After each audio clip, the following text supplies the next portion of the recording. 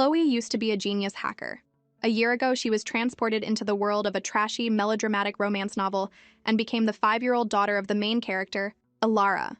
As she walked down the alley toward her house, she saw a luxury car parked in front of their shabby door. She tilted her little head, a faint smile on her face. Finally, this part of the story. She'd been playing the part of an innocent little kid for a year now. This must be the part of the plot where they're taken in by the Kwan family. Before she even stepped inside, she heard voices. "Alara, I'm really your birth mother. The DNA test is right here. It's all my fault. You were only 5 years old, and I didn't watch you closely enough, and you were kidnapped. Please, give your mother a chance to make it up to you. Come home with me to the Kwan family, to a better life. Your father, your brother, and your sister, they all miss you so much." In the original novel, the heroine, Alara, was born into poverty. To pay her gravely ill mother's medical bills, she entered the treacherous world of entertainment.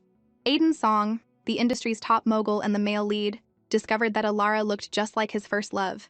He offered to pay a huge sum for her mother's treatment, but only if Alara agreed to be his contract lover.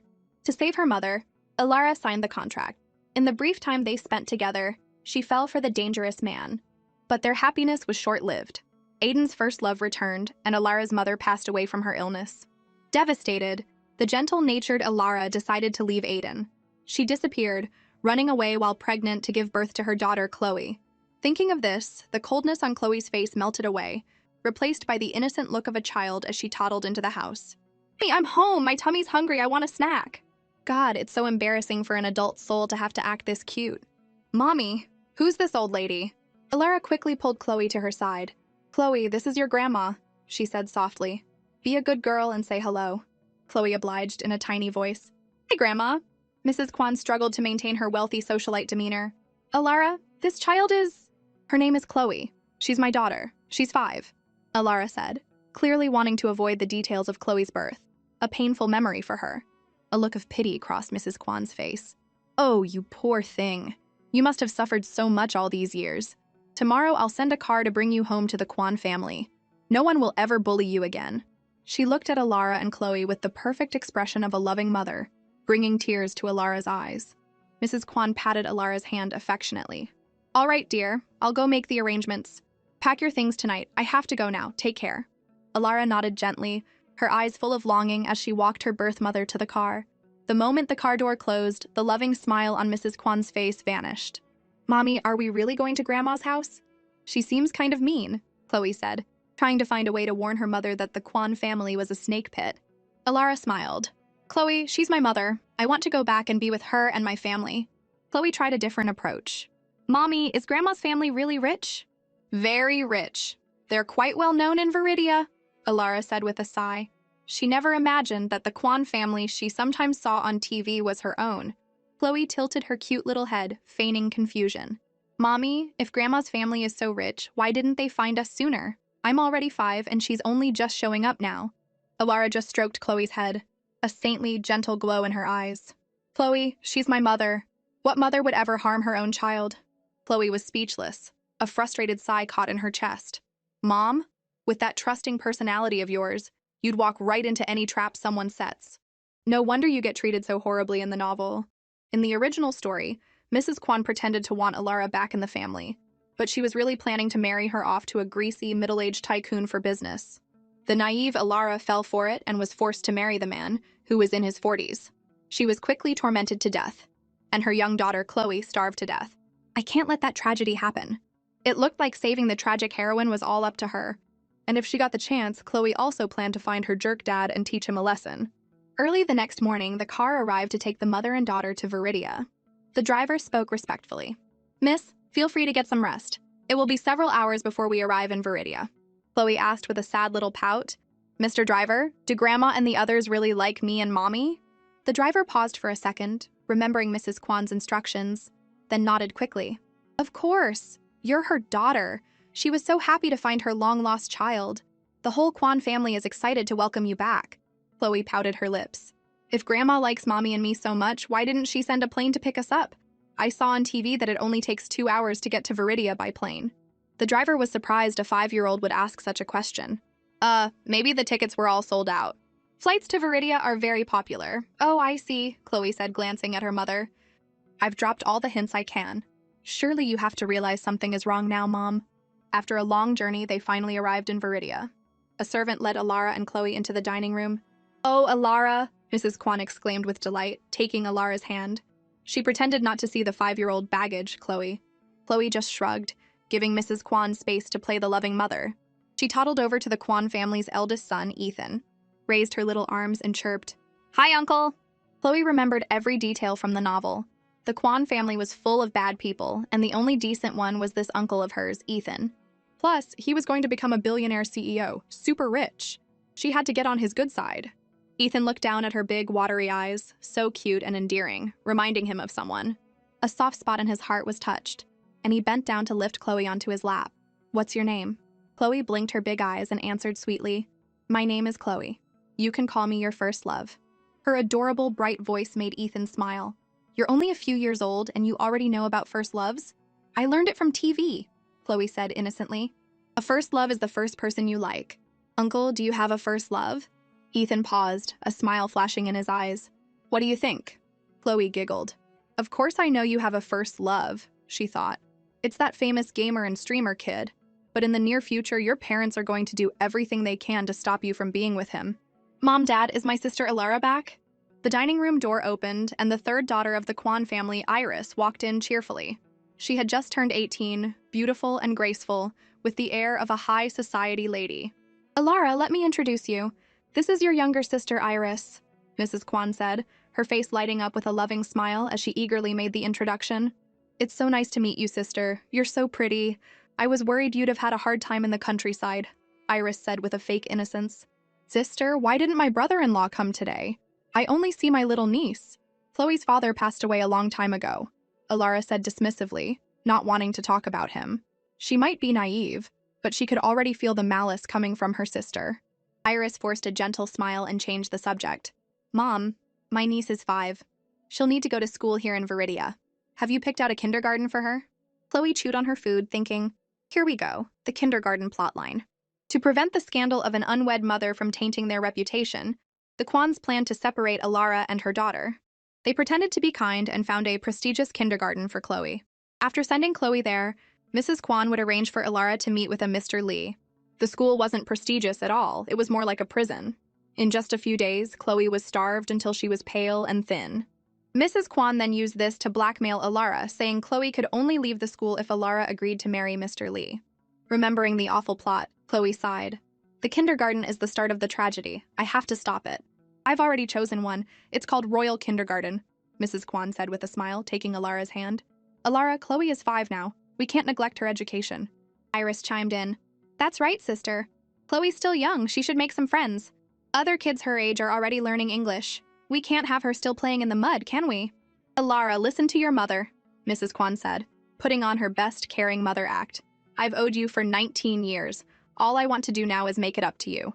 Alara looked moved. It was smart, but she did need to spend more time with other children instead of always being cooped up inside playing computer games.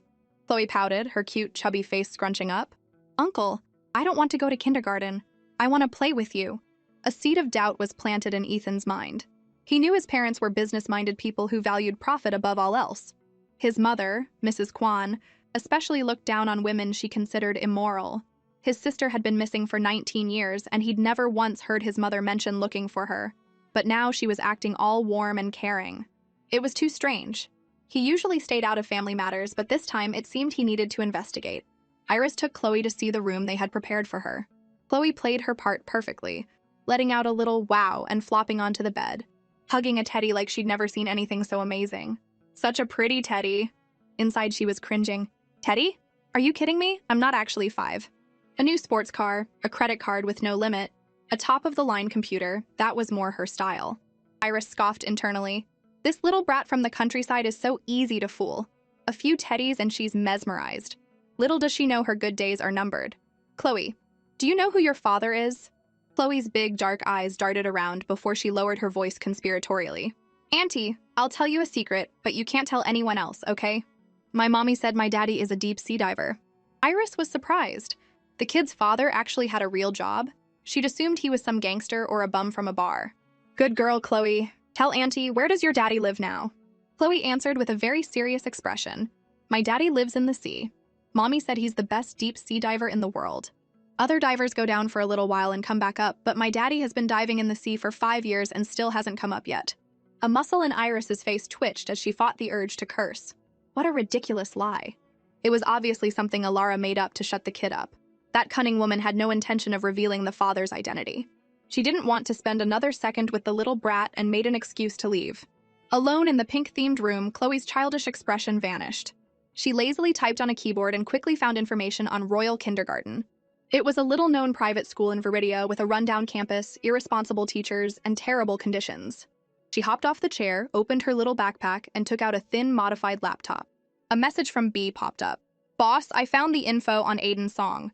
He really is a top entertainment mogul. A lot of his info is classified. I've compiled it all and sent it to your email. Check it when you can." She typed back a quick "good job." But B had more questions. "Boss, what have you been up to lately? You haven't been online in ages." Chloe shot back a simple reply. "Getting ready for kindergarten." B was incredulous. "I'm not a kid, boss. Don't mess with me. With your top-tier computer skills and tough-as-nails personality, there's no way you haven't even started kindergarten yet." Chloe shrugged. She was telling the truth, but of course her subordinates wouldn't believe her. At 9 p.m., Alara told Chloe it was time for bed. "Mommy, this computer is so much fun," Chloe said, sitting on a small chair, her little hands randomly tapping the keyboard. Alara bent down to carry her to bed, but Chloe clung to her neck reluctantly. As she did, her foot accidentally hit the keyboard, and the screen switched to a page about Royal Kindergarten. Alara carried her to the bed. "You go to sleep first, Chloe. Mommy will turn off the computer." When she walked back to the desk, she saw the school's information page on the screen. It was the kindergarten Mrs. Kwan had mentioned. The more she read, the more her heart sank, and her mother's words from that afternoon echoed in her mind. "The teaching quality at this school is excellent. The Kwan family even has investments in it. The tuition is over $500,000 a year. You want to see the school? No rush, no rush. We'll go after I've introduced you to all our relatives. Don't worry, Chloe is my granddaughter. What kind of grandmother wouldn't dote on her own grandchild?" It was like a bucket of ice water had been dumped over her head, instantly clearing her thoughts. Suddenly, Chloe mumbled, "Mommy, you grown-ups love playing on the computer. Auntie Iris was playing on this one this afternoon, and she asked me who my daddy was." Alara's expression changed instantly. "Iris used this computer? That explains the browsing history. And she asked Chloe who her father was?" She gently asked Chloe, "What else did Auntie Iris say? Tell Mommy." Chloe cheered silently. "Mom, your brain is finally working. Let me think. Auntie also called me a little bastard and said my being here would ruin the Kwan family's plans." Chloe tilted her head, her face a mask of innocence. "Mommy, what's a bastard? Is it something you can eat?" Chloe was an expert at adding fuel to the fire. A 5-year-old wouldn't lie, right? As expected, the gentleness on Alara's face slowly faded. "Chloe, you go to sleep now. Mommy won't let anyone hurt you." "Okay, Mommy, you should sleep early too," Chloe said, lifting her chin to give Alara a peck on the cheek. Meanwhile, Mrs. Kwan was on the phone with Mr. Lee. "My eldest daughter, Alara, just came back to the country. I sent you her picture. What do you think?" Mr. Lee roared with laughter. "I like her very much. Mrs. Kwan, I want to marry your eldest daughter. Don't you worry, we'll be family soon, and I'll be sure to help you out in business." The Lee family's company was well known in Viridia. If they could form an alliance with them, the Kwan family's business would soar. The thought excited Mrs. Kwan. "Then I'll arrange for you two to meet tomorrow. We'll be one big, happy family." After hanging up, her eyes gleamed with excitement. Iris tilted her head, holding a teacup. "That's more like it. Mr. Lee is old, ugly, fat, and a pervert. Since my sister is already a mother, she's a perfect match for him." With the marriage alliance almost secured, Mrs. Kwan was in a good mood. "Iris, you're at the right age too. You should start thinking about marriage. I've been looking around lately, and the Chung family in Viridia seems like a good choice." "Mom, I don't want to marry into the Chung family," Iris pouted. "If I have to choose, I'll choose Aiden's Song. He's an entertainment mogul with a billion-dollar fortune, and most importantly, he's single and handsome." Mrs. Kwan nodded. She had heard of Mr. Song's reputation. He was indeed a very desirable marriage prospect. She would have to find a way for them to meet and get to know each other. The next morning, Mrs. Kwan instructed Alara, "Today, I'll take Chloe to see the kindergarten. You can go with your father to the company and get to know our family business." Alara sat at the dining table, distracted. "Mom, I'll go with Chloe to the kindergarten today." Mrs. Kwan cut her off. "Don't you go. Taking Chloe to kindergarten is a small matter. Familiarizing yourself with the company is what's important. Go take a look, and in a while, I'll give you a portion of the Kwan family's shares." "Mom, I happen to be free today." The door opened and Ethan, dressed in sharp casual clothes, walked in. "I can go with Chloe to the kindergarten." He had felt uneasy all night, sensing that something wasn't right. Mrs. Kwan's eyes darted around. She definitely couldn't let Ethan go and see the kindergarten. Just then, a loud crash came from upstairs, followed by Chloe's wailing. Alara's face went pale, and she shot up the stairs without thinking. In the pink princess room, shattered glass littered the floor, and the thick smell of blood filled the air. Poor little Chloe was on the ground, red beads of blood welling up from her white foot as she cried her heart out. Standing next to her was a stunned Iris. Seeing this, Alara almost fainted, her heart leaping into her throat. "Chloe, don't be scared! Mommy's taking you to the doctor!" "What happened?" Ethan followed them up and saw the blood on the floor. His gaze turned icy as he questioned his sister. Iris looked helpless. She had just gone to wake Chloe up, but the little girl wouldn't get up, insisting on a hug first. But then a sudden sharp pain shot through her arm and she instinctively let go. At the same time, the vase on the bedside table suddenly fell and shattered. Faced with her brother's questioning, Iris was afraid of being misunderstood. "I don't know. The vase just fell," Chloe sobbed. "Uncle, it's not Auntie's fault. I was just clumsy." Alara lowered her head. "It was probably just an accident. It's my fault for not watching her properly." Ethan's heart sank. "There could be glass in her foot. I'll drive you to a nearby hospital." Alara's fingers trembled, her face ashen. "Thank you, big brother." After they left, Mrs. Kwan said disapprovingly, "Iris, even if you can't stand that little bastard, there will be plenty of chances to deal with her later. Alara doesn't fully trust us yet. A stunt like this will not only make her suspicious, but also upset your brother and your father." This time, Iris felt truly wronged. She stomped her foot in frustration. "Mom, I didn't do it.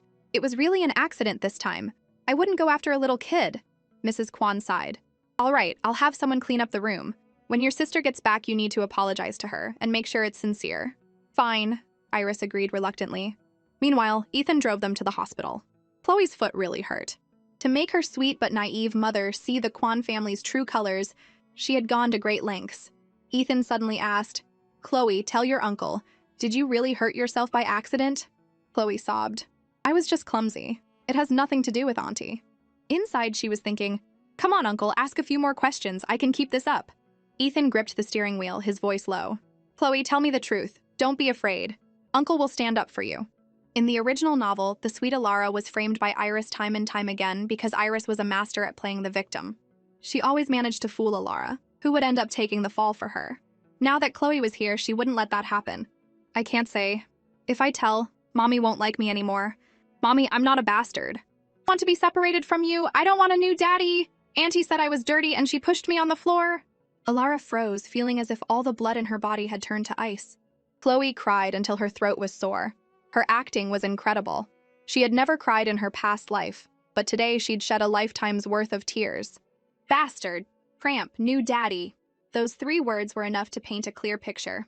The Kwan family's welcome was not what it seemed. They looked down on Alara and Chloe and were only putting on an act for some ulterior motive.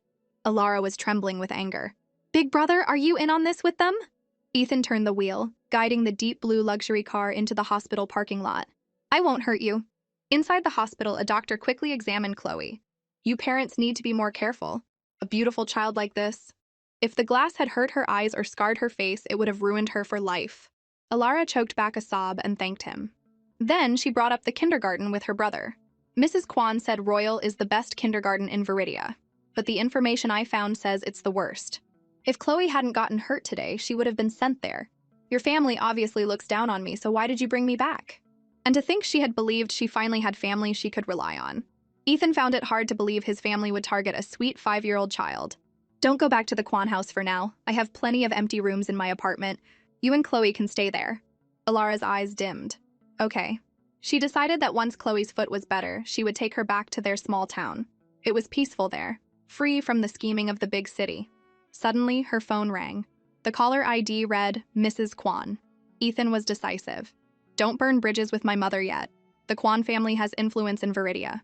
If you make enemies of them, it won't be easy for you and Chloe to get away safely." Alara nodded and answered the phone.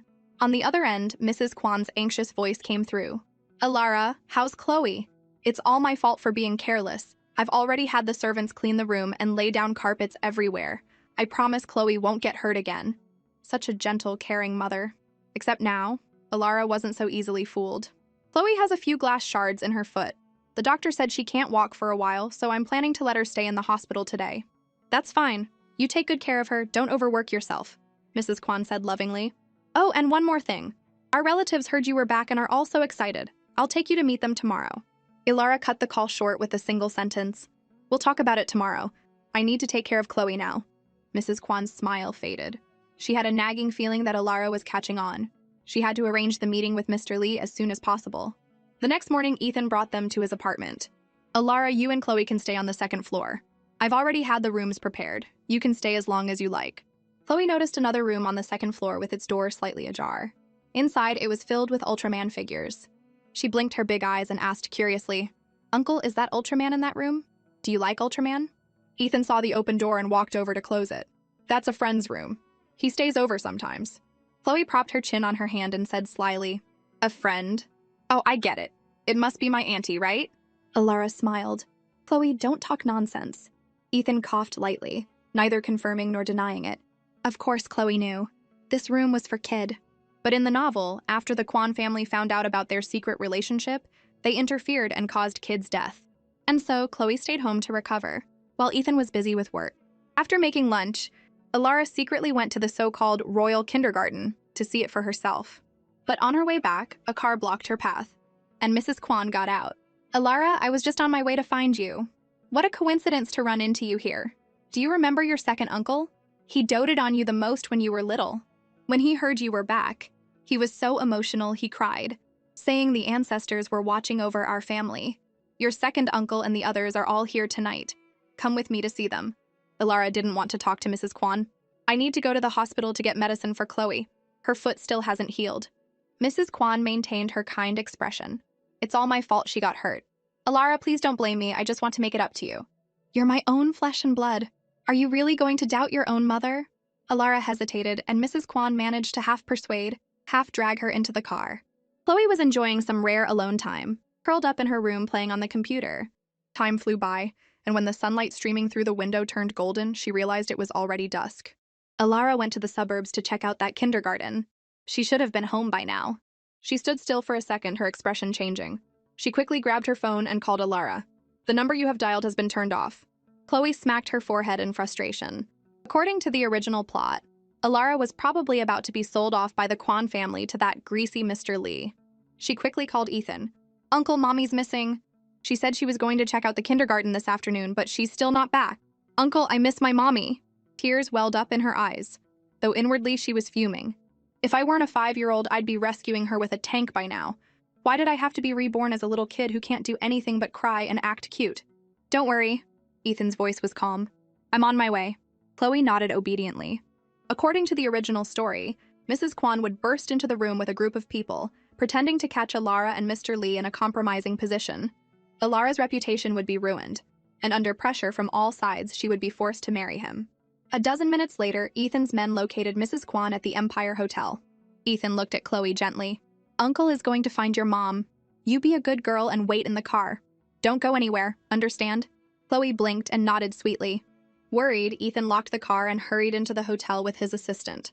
What is my mother doing bringing Ilara to a hotel? As soon as they were gone, there was a soft click. The locked car door opened. Chloe got out, limping slightly, and muttered to herself, Uncle, you should never lock a kid in a car. It's not safe. She limped to the nearest luxury elevator and stood on her tiptoes, trying to press the button for the 30th floor. She remembered from the novel that Mrs. Kwan had caught a disheveled Ilara with Mr. Lee on the 30th floor. But she was too short. No matter how hard she tried, she couldn't reach it.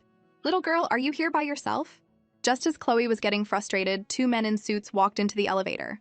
One of them, who looked like an assistant, noticed the adorable little girl and asked kindly. Chloe looked up. I'm going to the 30th floor to find my mommy, but I can't reach the button. Here, let me help you, the assistant said, pressing the button for her. Just as Chloe was about to thank him, she caught a glimpse of the man standing beside him who hadn't said a word. Chloe's mouth formed a perfect O. This man, who radiated a don't touch me vibe, was none other than Aiden Song from The Files, the clueless male lead from the novel, her jerk dad. She pouted inwardly, stepped forward, and tugged on Aiden's sleeve. Tall mister, have you seen my mommy? The assistant quickly pulled Chloe's hand away. Little one, our CEO is a bit of a germaphobe. Please don't pull on his clothes. Chloe rolled her eyes. The heroine is sweet but naive, and the male lead is completely clueless. In the novel, Aiden had nearly drowned as a child and was saved by someone. He always believed his savior was the villainess, Serafina Cheng, and he doted on her, even hurting Ilara for her sake. But in a cruel twist of fate, the one who had actually saved him was Ilara. Ding! The elevator arrived at the 20th floor, and Aiden and his assistant got out. Chloe perked up her ears and heard Aiden say, "Have a new suit sent up." Chloe ground her teeth. "Just you wait, jerk dad. I'll deal with you when I have time." The elevator continued up, soon reaching the 30th floor. Chloe limped out, unsure if her uncle had found Ilara yet. As she walked, she heard rapid footsteps behind her. Her heart leaped. Is that Uncle? Before she could turn around, a tall shadow fell over her. The man stopped short and looked down at her. "Kid, where's your mother?" The voice was clear and pleasant, but it wasn't her uncle's. "I'm looking for my mommy, but I can't find her." Chloe blinked and tears instantly welled up in her eyes. The young man's face grew darker. "Damn it," he muttered, though it was unclear who he was cursing. Just then, the hotel manager rushed over. "Young master, we found it. Mrs. Kwan booked room 3019. She's meeting with Mr. Lee from the Lee family today to discuss business." The moment he spoke, Chloe knew who the handsome young man was. He had to be the Chung family's only official heir, Kai Cheng. The novel didn't say much about him, only that he was caught in his family's power struggles and died young at the hands of one of his father's illegitimate sons. Kai rushed toward room 3019. "Watch this kid, don't let her wander off." The manager wiped sweat from his forehead. "Don't worry, young master." Chloe stood there, stunned. It seemed like this young master wanted to save Ilara. But what was the connection between Kai and Ilara? They were complete strangers. She didn't remember this part from the novel. Was it a hidden plot point? Kai couldn't believe how clueless Ilara was. She had actually gotten into Mrs. Kwan's car and been brought here to meet Mr. Lee. Did having a kid make her lose her mind? He burst into the room and heard whimpering from the large bed. Ilara, still partially conscious, was struggling and begging, but the man on top of her just laughed mockingly. Kai's eyes widened, a nameless rage burning inside him. He crossed the room in 3 strides, yanked the portly man off the bed, and kicked him away. He quickly covered Ilara with a blanket, his voice unusually gentle. "It's okay. You're safe." Nothing happened. Mr. Lee, who had been drinking, started cursing. "Who the hell dares to ruin my fun?" Kai's voice dropped. "You pathetic excuse for a man." Mr. Lee froze, swallowing his curses. This was the young master of the Chung family, someone he couldn't afford to offend. He tried to explain. "Young Master Chung, this is my fiancé. It's all a misunderstanding. Mommy, I finally found you." Chloe limped into the room. Seeing that her mother's clothes were mostly intact, she breathed a sigh of relief. Thank goodness nothing serious happened. She held out her arms, looking pitiful. "Mommy, I'm hungry." The sweet, childish voice was like a ray of sunshine, chasing away the darkness in Ilara's world. Her child was her hope. Ilara quickly wiped her tears. "It's okay, Chloe. Mommy will take you to get something to eat soon." She couldn't believe Mrs. Kwan had used family ties to trick her into the car and drug her. "Why is Mommy crying?" Chloe used her little hands to clumsily wipe away the tears. "Is Mommy hungry too? I'll share my snack with you later, so don't cry, Mommy." Mr. Lee's eyes widened in disbelief. "You have a child?" Mrs. Kwan had told him her eldest daughter was pure and innocent, raised abroad, and knew nothing of the world. Ilara ignored Mr. Lee and, holding Chloe, turned to Kai. "Thank you. I'll find a way to repay you." Kai raised an eyebrow, finding her tone unfamiliar. "You don't remember me?" Before he could finish, a commotion of footsteps sounded from outside. Mrs. Kwan's angry voice rang out. "Ilara is just a gold digger who deliberately seduced Mr. Lee. She came from the countryside, so of course she'd try to climb the social ladder when she sees a rich man. How could I stop her? Look, Mr. Lee and Ilara are still on their date." The rest of her words died in her throat. She was shocked to see that little brat Chloe here. And the young master of the Chung family? Why was he here too? Ethan felt a huge weight lift from his shoulders. "Ilara, you're okay. You scared me." Chloe chirped. "Uncle, you're so slow. I found Mommy before you did. I'm awesome, right?" Ethan raised an eyebrow. "Chloe, didn't I tell you to wait in the car?" Chloe just giggled. Kai suddenly ordered the manager, "Call the police. There's been an attempted assault here. We have witnesses and evidence." The manager nodded quickly. "Yes, young master, right away." Mr. Lee shouted his innocence. "It was Mrs. Kwan who told me she wanted to marry her eldest daughter to me. She's my fiancé. Is that a crime?" Chloe suddenly piped up. "Mommy, are you engaged to this ugly mister? I don't like him. He looks like a piece of fat, and I don't like fat." Mr. Lee's face contorted with rage. "You little brat! Who are you calling fat?" "Mommy isn't going to find you a new daddy." Alara said, stroking Chloe's face gently. Chloe, be a good girl and go home and wait for Mommy. Okay, Mommy, come home soon, Chloe said obediently, letting Ethan carry her out. With the 5-year-old gone, the atmosphere in the room grew tense again. Kai resumed his role as the heir of a major corporation. I was inspecting the hotel's infrastructure today when I passed this room and heard a cry for help. I opened the door and discovered this crime in progress. He turned to Mr. Lee. Mr. Lee, you can explain yourself to the police. As for Miss Alara, I suggest she get a blood test. She may have ingested something. Alara nodded slightly. I'll cooperate. I was forced. Forced? You were willing! Mrs. Kwan shrieked, still trying to maintain her dignified facade. Alara, you were the one who told me you wanted to marry a rich man. Don't call the police. This is a family matter. She couldn't let the Kwan family's reputation be ruined. Alara's eyes were red, but her voice was calmer than ever. Mom, do you really see me as your daughter? Was the water you gave me in the car really safe? Why did I feel dizzy and weak after drinking it? You said you were taking me to meet relatives, but you brought me to a strange man's bed. You only brought me back to use me, didn't you? Mr. Lee quickly added, This isn't my fault. Mrs. Kwan said her eldest daughter liked my type. I was set up. When I got to this room, she was already lying on the bed. An older man in the group tried to mediate.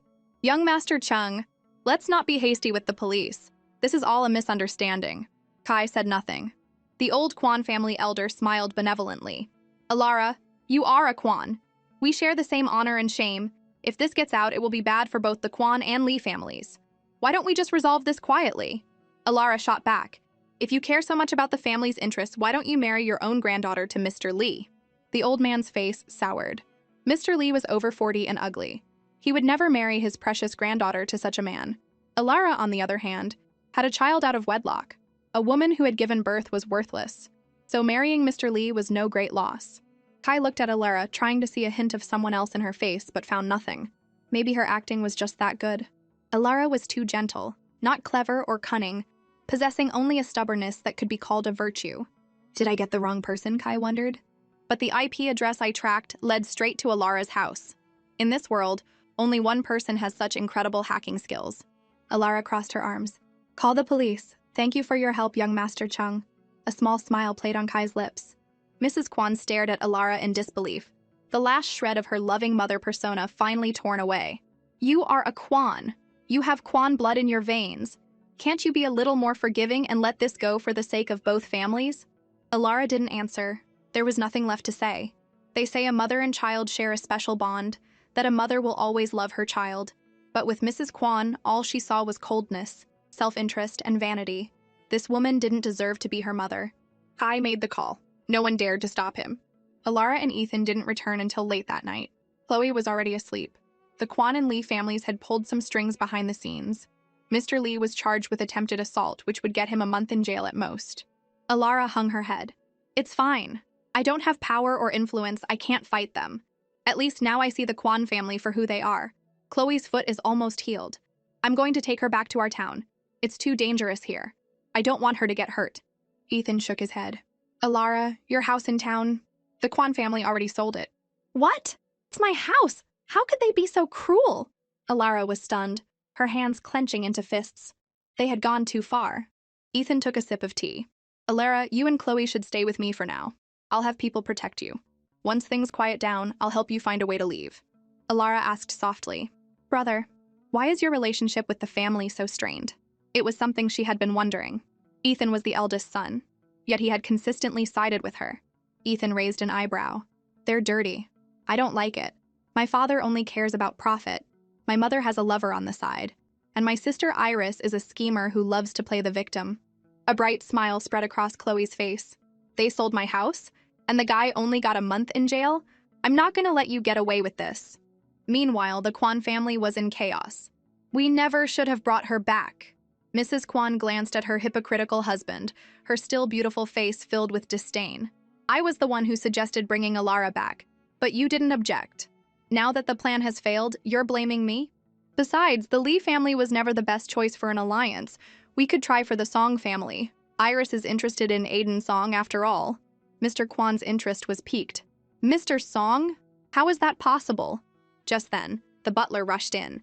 Madam Sir, bad news. The internet is suddenly flooded with scandals about the Lee group. It's being reported that Mr. Lee has been arrested for 18 crimes, including bribery, embezzlement, and abuse of power. The couple stared in shock. The Kwon and Lee families had extensive business dealings. If something happened to the Lee family, the Kwon family's business would undoubtedly suffer. Mrs. Kwon was furious. Then why haven't you contacted our people to get these negative stories taken down? The butler wrung his hands, looking helpless. There's too much information. It's impossible to delete it all. Who leaked this? Mrs. Kwon fumed. Mr. Kwon's eyes glinted coldly. It's no use finding the source now. The fact that the TV stations are reporting it means someone powerful is involved. Mrs. Kwon, call a board meeting immediately. We need to cut our ties with the Lee family and distance ourselves completely. Mrs. Kwon found it strange. Mr. Lee had just crossed Alara, and now the Lee family was being hit with a massive scandal.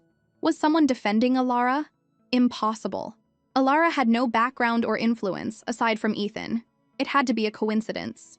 Mr. Lee was probably just too arrogant and made other enemies who decided to strike now. At the Cheng family estate in Viridia, the scent of coffee filled the air. Kai stood with his arms crossed, his handsome eyes narrowed in thought. The high-end computer in front of him was working furiously, trying to trace an IP address. That special informant had appeared again. Shortly after, the internet was flooded with internal documents from the Lee family. After dumping the massive amount of information, the informant vanished. Kai had tried to track them immediately, but could only briefly pinpoint the area where the IP had appeared. The last time the IP address he tracked was in a small, peaceful town, the same town where Alara lived. Was it her again? Kai couldn't figure it out. An image of Alara appeared in his mind. A slender, gentle, fragile woman. No matter how he looked at her, he couldn't see the cunning shadow of the other person. Was her acting just that good? That person wasn't just a top hacker. They were also a master of disguise. Before he was transmigrated, he had tracked them for years, always believing they were a man. It was only after a fateful night that Kai was shocked to discover she had been cross-dressing the entire time. He looked down, lost in thought, and took a sip of his cold coffee. Just then, his assistant spoke up. "Young master, it seems KL Cheng is making moves again. He might be targeting you." Kai's eyes narrowed. Find some people and teach him a lesson he won't forget. The assistant's face lit up. Ever since the kidnapping years ago, the young master had become a completely different person. Decisive and ruthless, putting all the disobedient members of the clan in their place. He was amazing. "I didn't think there'd be a firewall this good in this world." "I almost got caught," Chloe said in the small apartment, rubbing her nose. She stretched and closed her laptop.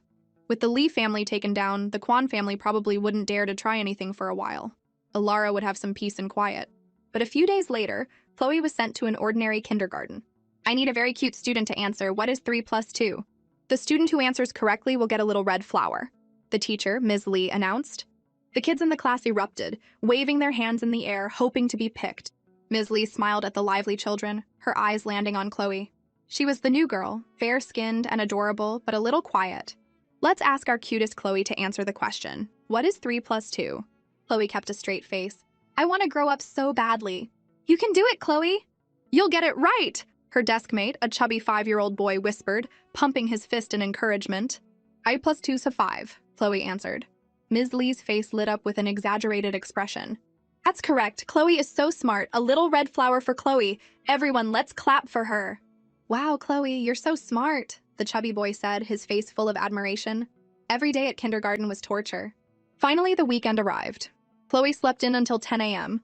Alara had left a note by her bed saying she had an emergency meeting at work and that a babysitter would come to make lunch, reminding Chloe not to wander off. Only little kids wander off. Chloe hopped out of bed and was about to go downstairs when she heard a noise from one of the rooms. She toddled over, pushed open the slightly ajar door, and asked curiously, "Who's in there?" "Is that my auntie?" The tall gaming chair swiveled around, and the noodles in the young man's mouth fell back into the instant ramen cup. He had curly, light brown hair and looked to be about 17 or 18. He put down the cup and rushed over. Ethan wasn't lying. His niece really is adorable, like a little kitten. "If I'd known you were this cute, I would have skipped the streamer convention and come to see you sooner." The young man was clearly a chatterbox, words spilling out of him the moment he saw Chloe. Chloe rubbed her ears. "This guy is so loud." "I'm hungry. I want a steamed bun," Chloe said, rubbing her tummy and looking up at him. "Hey, little one, I've got some bread here. Want some?" Leo Lin was clearly taken aback by the auntie comment. "Also, I'm not your auntie. I'm your uncle's friend. Besides, aunties are girls and I'm a boy. You should call me Big Brother Leo, got it?" Chloe's cheeks puffed out, her big, dark eyes darting around. Big brother Leo, do you like my uncle? Leo sat back down in his chair. Of course, Ethan's my best friend. I definitely like my best friend. Chloe asked, if you like my uncle, why can't you be my auntie? My teacher at kindergarten said that if two people like each other, they can get married. Leo nearly choked. What is this kid thinking? That's friendship, pure friendship, understand? He said after a moment, trying to sound serious. Chloe, there are different kinds of like. My feelings for your uncle are friendship, not love. And don't you dare say this to him. I'm a straight guy. What if he gets the wrong idea? In the original novel, Ethan was a tragic character. He kept his feelings for Leo hidden, never expressing them. Leo suddenly picked Chloe up. Chloe, want to play a game? Chloe's eyes lit up. Yeah, Leo grinned. I'll teach you. Chloe rested her hands on the desk, watching Leo play. This is how you teleport back to base. This is where you buy items. Got it, Chloe? Chloe nodded. Got it. I want to play around. Leo didn't believe her. All right, but don't let your uncle find out. I'll set you up with a bot match first, something easy. Just then the door creaked open, and Ethan's cool voice drifted in. What are you two doing? Leo slammed the laptop shut and both of them turned around. Leo immediately rushed over to him. Nothing. Ethan, you're finally back. I have a streamer awards show next Saturday. Will you come shopping with me for a new outfit? Chloe, you should come too. I don't feel right leaving you home alone. Chloe shook her head. No, I'm not going. I'd just be a third wheel. All right then, Ethan said. Be good at home and listen to the babysitter. Chloe watched the two of them from the balcony. Suddenly, a camera flash glinted from the bushes below. Chloe narrowed her eyes. Someone was taking pictures of Ethan and Leo. It seemed the Kwan family was about to find out about Ethan's feelings. They were old-fashioned and would never allow him to have feelings for another man. They would definitely try to stop it. In the original novel, a female singer tearfully claimed that Leo had harassed her at the awards show and even leaked their chat logs. In the chats, Leo's wholesome image was shattered by lewd and disgusting messages. With a hidden hand pushing the narrative, Leo became a public enemy overnight. He tried to defend himself, saying his phone had been stolen and he hadn't sent the messages, but no one believed him. The streaming company he was signed with quickly terminated his contract, stating they would not work with a streamer of questionable character. The final blow came when a former fan brutally broke Leo's arm. He could no longer play video games, a devastating blow for any gamer. Coincidentally, Ethan had been deliberately sent abroad on a business trip and couldn't get back in time to help. The public backlash, his broken arm, and the bleak future finally crushed Leo. In the end, he took his own life. The streamer awards show, Chloe mused, her bright eyes thoughtful. Her uncle and kid had just left to buy clothes for the show. Time was short. Since Big Brother Leo is a good guy, I'll help you out this time. I can't let my uncle lose his future husband. I'm counting on inheriting his fortune after all. Swoosh. Mrs. Kwan threw a handful of photos onto the table. See for yourself. The reason Ethan hasn't been coming home these past few years is because of this Leo Lin. No wonder he never likes any of the beautiful girls we set him up with. He's been bewitched by some pretty boy. Mr. Kwan's face darkened. Whether this is true or not, Ethan doesn't need people like this around him. The Kwan family line cannot end with him. A week later, at the airport, Alara said gently, Chloe, Mommy, and Uncle are going abroad for a few days on business. You need to listen to your big brother Leo and not wander off, okay? Chloe nodded. I know, Mommy. Come back soon and don't forget to eat on time. Alara was doing well now. She was starting to shine at Ethan's company, slowly becoming a strong, independent woman, no longer the pitiful heroine from the novel. Ethan looked at Leo, a small smile on his lips. If you run into any trouble, call my assistant. Leo puffed out his chest.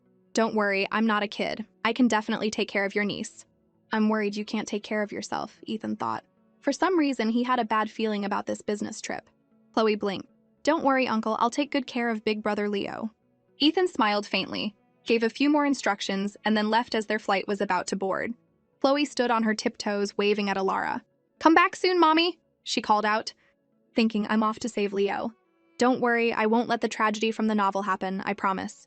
Let's go, time for dinner, Leo said, shaking off a strange feeling and returning to his cheerful self. I have the streamer awards show tomorrow. Want to come with me? Chloe smiled. Of course.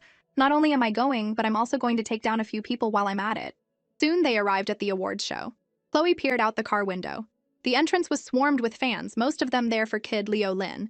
Look at all the light-up signs. The fans are so energetic. I wonder if we'll see Leo tonight. He didn't even stream today.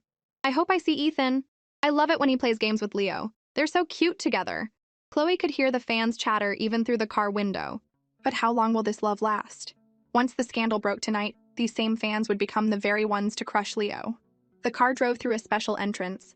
The event was more like a gala, with champagne towers, sparkling glasses, delicious food, and celebrities and influencers chatting and laughing. It was a scene of dazzling luxury. Leo crouched down. I have to do an interview in a bit. You wait here at the table and be good, okay? Chloe nodded obediently. Kid, long time no see. And you brought a cute little kid with you, a soft, alluring voice said. Chloe recognized her immediately. This was her target for the night, the popular streamer Bella Bai. In the novel, she was the one who framed Leo, gaining a massive following by playing the victim. She had used his tragedy to become a top influencer and later married into a wealthy family. Oh, who's this little one? Bella asked with a bright smile. Leo grinned, a little proud. This is my friend's niece, Chloe. I'm looking after her for a while. Cute, right? Trying to seem friendly, Bella crouched down, a wide smile on her face. She's adorable. Chloe, do you go to kindergarten? Chloe nodded and said in a tiny voice, Yes, I go to kindergarten. That's so great, Chloe, Bella said, still smiling. Chloe tilted her head. What's so great about going to kindergarten? You mean you never went to kindergarten, miss? Bella's smile twitched. Leo chuckled and tried to smooth things over. She's just a kid. Don't mind her. Leo's assistant Finn rushed over. Leo, the interview is about to start. And after that, you have a meeting with young Master Chung. The Chung family is hosting this event, after all. Just as Leo was about to hand his phone to Finn, Chloe spoke up. Big brother Leo, I want to play a game. Can I hold onto your phone for you? A strange look flashed in Finn's eyes. A kid might lose the phone, he said quickly. It's fine. Let her play, Leo said, figuring it would keep Chloe from getting bored. He handed her the phone. You stay right here, don't wander off, understand? Chloe nodded. I know. Finn glanced over at Bella, who gave a subtle nod. Chloe saw the exchange and smirked. Do they think I'm blind? Leo's assistant, Finn, had been bought by the Kwan family long ago. Tonight, she and Bella were planning to steal Leo's phone and send those harassing messages. Bella sat down next to Chloe, about to speak, when Chloe, who had been focused on her game, suddenly hopped off her chair and toddled over to a man standing nearby. Tall mister, it's you again! The tall man was Aiden Song, Chloe's jerk dad. This was an important event hosted by the Chung family, and as an entertainment mogul who managed countless celebrities and influencers, Aiden had been specially invited. Chloe had a mischievous streak. Whenever she saw her cool, germaphobe dad, she couldn't resist teasing him. She clung tightly to his leg, refusing to let go. Tall mister, I found my mommy last time. Some bad guys were mean to her, but they went to jail. The assistant beside him sighed. It's this kid again. I'm so sorry. This is the little girl Mr. Lin brought. I'm watching her for him, Bella said, rushing over with beads of sweat on her forehead. It's crowded here. Be careful with the child, the assistant said before hurrying after his boss. Bella pretended to be concerned, trying to figure out how to get the phone from the little girl. Just as she was racking her brain, Chloe spoke up. Miss, I have to go to the potty. Can you hold my phone for me? Bella's eyes lit up. She's just handing it over. Of course, sweetie. I'll hold it for you. I'll wait for you right here. Okay, thank you, miss, Chloe said with an innocent smile, then gathered her pink princess dress and scurried off. By now, Leo should have finished his interview and be resting in the break room. In the novel, his stomach condition had flared up, and he had passed out from the pain, left alone all night. By the time he woke up the next morning, Bella had already posted the evidence of his harassment online. Don't worry, big brother Leo, I'll go get help, Chloe said, her big eyes twinkling. She grinned. Just wait, I'll clear your name. Chloe had a clear goal. She ran toward the private lounge at the very back, the one reserved for the Chung family. Is there a doctor? My big brother is dying, get a doctor. The luxurious lounge fell silent for a moment, the faint smell of blood hanging in the air. The assistant quickly kicked something into a corner. Kai, moving fast, grabbed a blanket and covered it up. Hi, my big brother Leo passed out from a stomachache and I can't find anyone to help. Chloe sobbed, tears rolling down her cheeks like little pearls. She smelled the blood in the room but didn't say anything. For Alara's sake, Kai grabbed a towel and patiently wiped his fingers. Don't worry, I'll call an ambulance to take him to my family's hospital. Chloe sniffled and said in a stuffy voice, Thank you, Kai. Kai carried the unconscious Leo out of the lounge and left through the nearest exit. A medical team provided for the event was stationed at the discreet exit, and Kai helped get Leo onto the ambulance. Chloe asked in a sweet but worried tone, Miss, when will my big brother Leo wake up? The nurse was very polite. The initial diagnosis is a stomach ulcer. The patient fainted from the pain. The doctor has already given him a painkiller, so he probably won't wake up until tomorrow.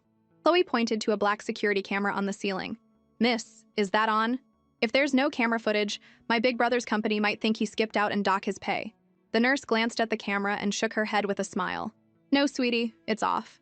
This is a private ambulance, and the cameras are always off unless young Master Kai gives permission. Chloe looked at Kai with pleading eyes, hoping he'd turn the camera on. A strange warmth spread through Kai's chest. Turn it on? Chloe's face immediately lit up. Plan successful.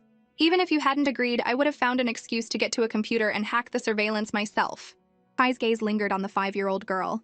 She looked innocent, but she was clearly plotting something. Could this 5-year-old really be her? Meanwhile, Leo's assistant, Faye, slipped over to Bella. Did you send the messages to your number from Leo's phone? Bella handed the phone over. It's done. Is everything arranged on your end? Did Kid notice anything? Faye shrugged, unconcerned. That guy is always so careless. He won't even notice his phone is missing. You just focus on playing your part tomorrow. All right, I'll follow your plan, Bella said with a confident smile. She knew a storm was about to hit the internet, and she would rise from it to become a top streamer, maybe even marry into a rich family. Leo, you shouldn't have crossed the Kwan family. Don't blame me for this. The next day, a scandal erupted online. It shot to the top of the trending charts, becoming the #1 topic almost instantly. The entire internet was in an uproar over Leo, who was still unconscious in the hospital. Just then, Kai pushed open the door and saw the 5-year-old girl. She was sitting on the sofa, her face worried and her eyes red, her little hands busy dialing a number over and over. Kai, my uncle and mommy aren't answering my calls, and now my big brother Leo is in the hospital. I'm scared. Kai subtly sized up the little girl. Her expression, her movements, her voice. There were no flaws in her act. Kai gently patted Chloe's head. Don't be afraid. They're in another country, so they might be busy. We'll wait for Leo to wake up. By the way, what kind of food does your mom like? Chloe paused and looked up at him. My mommy likes plain food. Why do you ask, Kai? Kai coughed and turned his head away. Ahem, no reason. Chloe saw the tips of his ears turn red. Was he blushing? No wonder he rushed to save Alara at the hotel. This 15-year-old kid had a crush on Alara. Chloe wasn't surprised that Kai liked Alara. She was just curious how a kid like him had even met Alara since she had just arrived in Viridia. Not wanting his crush to be exposed, Kai stiffly changed the subject. Chloe, Leo is being targeted by a planned smear campaign. We have to help him. Where's his phone? The chat logs Bella posted online haven't been photoshopped. If we had his phone... Chloe scratched her head. I had to go to the potty yesterday, so I asked Auntie Bella to hold on to his phone for me. Chloe had given him a huge hint. If Kai was smart enough, he'd figure out the truth. And he wasn't dumb. Chloe saw the thoughtful look in his eyes. I already have a way to help Leo. I'm just waiting for him to wake up so I can discuss it with him. Chloe smiled innocently. You're so amazing, Kai. Kai looked at her cute act and couldn't help but smile. If Chloe really was her, then to think she'd been reduced to pretending to be a cutesy little kid, it was a huge departure from her usual arrogant personality. Kai patted her head. I have some things to take care of. If you get bored here, I can have someone bring you a laptop to play on. Chloe loved the sound of that. Kai, you get me. Just go kick my jerk dad Aiden to the curb and become my stepdad. I fully approve. She pretended to play a game, opening a small, inconspicuous window in the corner of the screen to contact her subordinate, B. B, I have a mission for you. Hack into a streaming platform called Orange Stream. I need their recent transaction records. B replied quickly. You got it, boss. By the way, the World Hacker Competition is happening in the US later this year. The prize is $3 million. Are you in? Chloe's fingers paused. How much? Her eyes lit up. $3 million? Of course she was in. She needed money now to become financially independent as soon as possible. Just then, Leo woke up, scratching his curly hair in confusion. What happened to me? Chloe calmly explained everything that had happened online. The expression on Leo's face grew serious. He sat cross-legged on the bed, his head down, silent for a long time. He had secretly returned to the country against his parents' wishes to become a streamer in Viridia. He'd been through his fair share of online drama over the past 2 years and had developed a thick skin. But this time, the accusations were vicious and came out of nowhere, hitting him like a ton of bricks. I didn't do it, Leo said dejectedly, then hopped off the bed. Those messages weren't from me. Chloe, let me borrow your phone. I need to call the director of Orange Stream. The call connected quickly. Mr. Wang, it's... You have the nerve to call me? Mr. Wang yelled. Do you have any idea how much money our company has lost because of your scandal? Our stock has plummeted. Leo swayed on his feet. I didn't send those messages to Bella. My phone was stolen last night. Mr. Wang sneered. Leo, don't blame us for being ruthless. The truth is you messed with the wrong people. Just wait for the lawsuit. Orange Stream will not tolerate immoral streamers. With that, he hung up. Chloe was worried. Big brother Leo, are you okay? Pushing down the pain in his heart, Leo forced a smile. Chloe, I want to leave the hospital. I'll take you back to Ethan's place first. You have a bleeding ulcer, you can't be discharged yet. Kai stopped him, his expression stern. Don't worry, I'm going to sign you.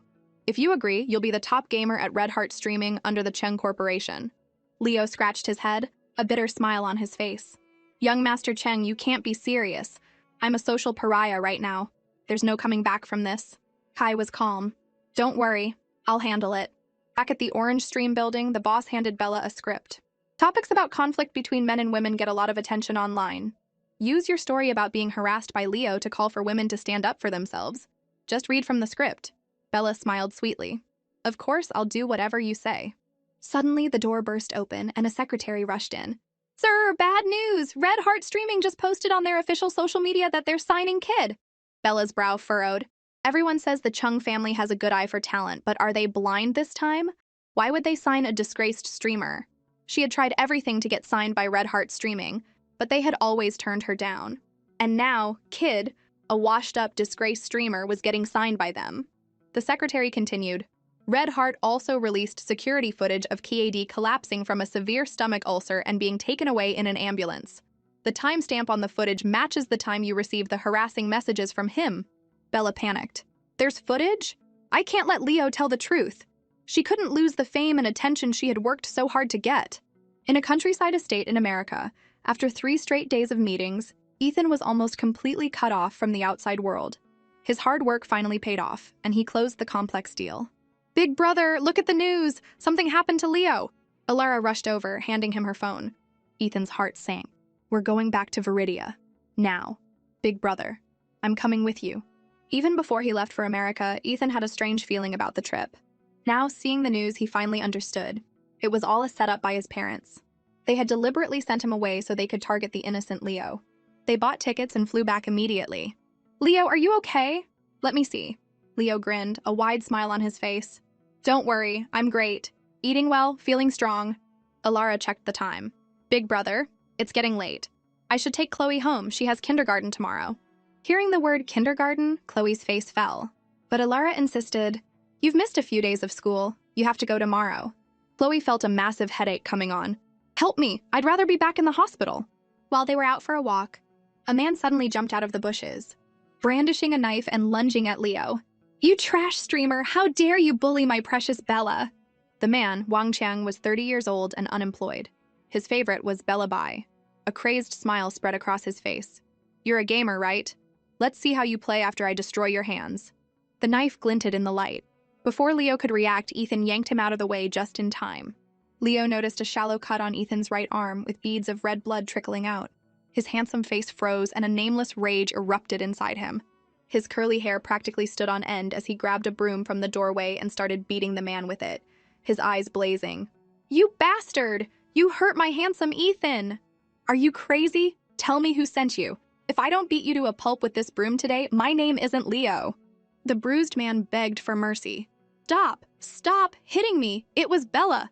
She said on her stream that you faked the security footage to slander her, and she was crying about how you bullied her. I just lost it. Leo was furious. Get on your knees and wait for the police. Soon after, Orange Stream went bankrupt, and its streamers scattered. The controversial streamer Bella Bai was confirmed to have fabricated her story and was now facing a lawsuit. Her popularity plummeted. Leo fumed. Serves her right. She tried to frame me, then incited her fans to attack me, and Ethan got hurt because of it. Chloe's gaze rested on Ethan. He had been leaving early and coming home late, dealing with Orange Stream and Bella. Oh, right, Ethan, Alara, Leo said, remembering something. Red Heart Streaming got me a gig for a game commercial. Maybe I should take Chloe with me. I want to go! I want to go! Chloe, who was bored out of her mind, immediately raised her little hand. Alara frowned. Then I'll go with Chloe. She can be a handful. I need to keep an eye on her. The car soon arrived at the Chung family's film studio. At the entrance, Chloe was surprised to see the young master, Kai Cheng. He was only 15 but had a maturity beyond his years. It was a gloomy, rainy day, and an assistant held a black umbrella over him. Chloe wondered why the young master of the Chung family was here. Was it for her mom? Miss Alara, long time no see. I hope you've been well. Kai was, in a way, Alara's savior. She nodded gently, her face full of gratitude. I'm doing very well, thank you. Kai's eyes flickered toward the 5-year-old Chloe. I just did what I had to do. A small smile played on Chloe's lips. See? I knew it. This kid totally has a thing for my mom. Too bad, kid.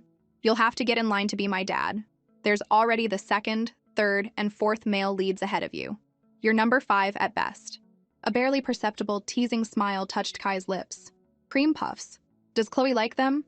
I bought them especially for you. Cream puffs, my foot. I'm a 20-year-old hacker in spirit. You think I like this sickeningly sweet stuff? But right now, she was just a 5-year-old girl. With mixed feelings, Chloe's face lit up in an innocent, happy expression. Cream puffs. I love cream puffs. Thank you, Kai. The makeup artist couldn't stop praising Leo. You really are a top gamer and a handsome streamer. Your looks are flawless. If Director Rivers saw you, he'd definitely cast you in one of his movies. Leo's head shot up. Director Rivers? You mean the Landon Rivers who won the Best New Director award at 20 and directed a film that swept 3 major international awards at 25? The makeup artist's tone was tinged with regret. We hired him to direct this commercial, but he was too busy, so we had to get another director. Chloe, no wonder that name sounds familiar. Landon Rivers, the devoted and tragic second male lead from the original novel. Back then, Alara had entered the entertainment industry under a different name and immediately caught director Landon Rivers' eye. He even created a film, Fallen Petals, with her in mind. Alara's career took off. With a famous director's support, a stunning debut, and her ethereal beauty, she was on track to become a young award-winning actress. But then, she met Aiden Song. Just then, a portly figure bustled in. Director Wang looked apologetic. Kid, I have some bad news. The actress you were supposed to film with today, Celeste Cao, said she had another engagement and bailed on us. Today's shoot is... Wait, oh my god, this lady has such an amazing presence. Director Wang's eyes lit up as if he'd just seen a goddess. Perfect muse. No director could resist casting the right actor when they saw one. He immediately extended an invitation. Beautiful lady, would you be willing to try on the costume for the female lead in this game commercial? My mentor is Landon Rivers, and he always said I have an eye for beauty. I can personally guarantee that you'll look incredible on camera. Alara looked hesitant. She was grateful for Landon's help back then, but she didn't want to get involved with him again. She felt she had let him down. And more importantly, she didn't want to be in the public eye again for fear of attracting Aiden's attention.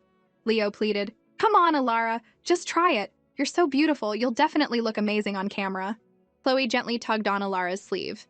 Mommy, I remember you have a picture in a traditional dress and you looked so pretty. I want to see you in costume, please.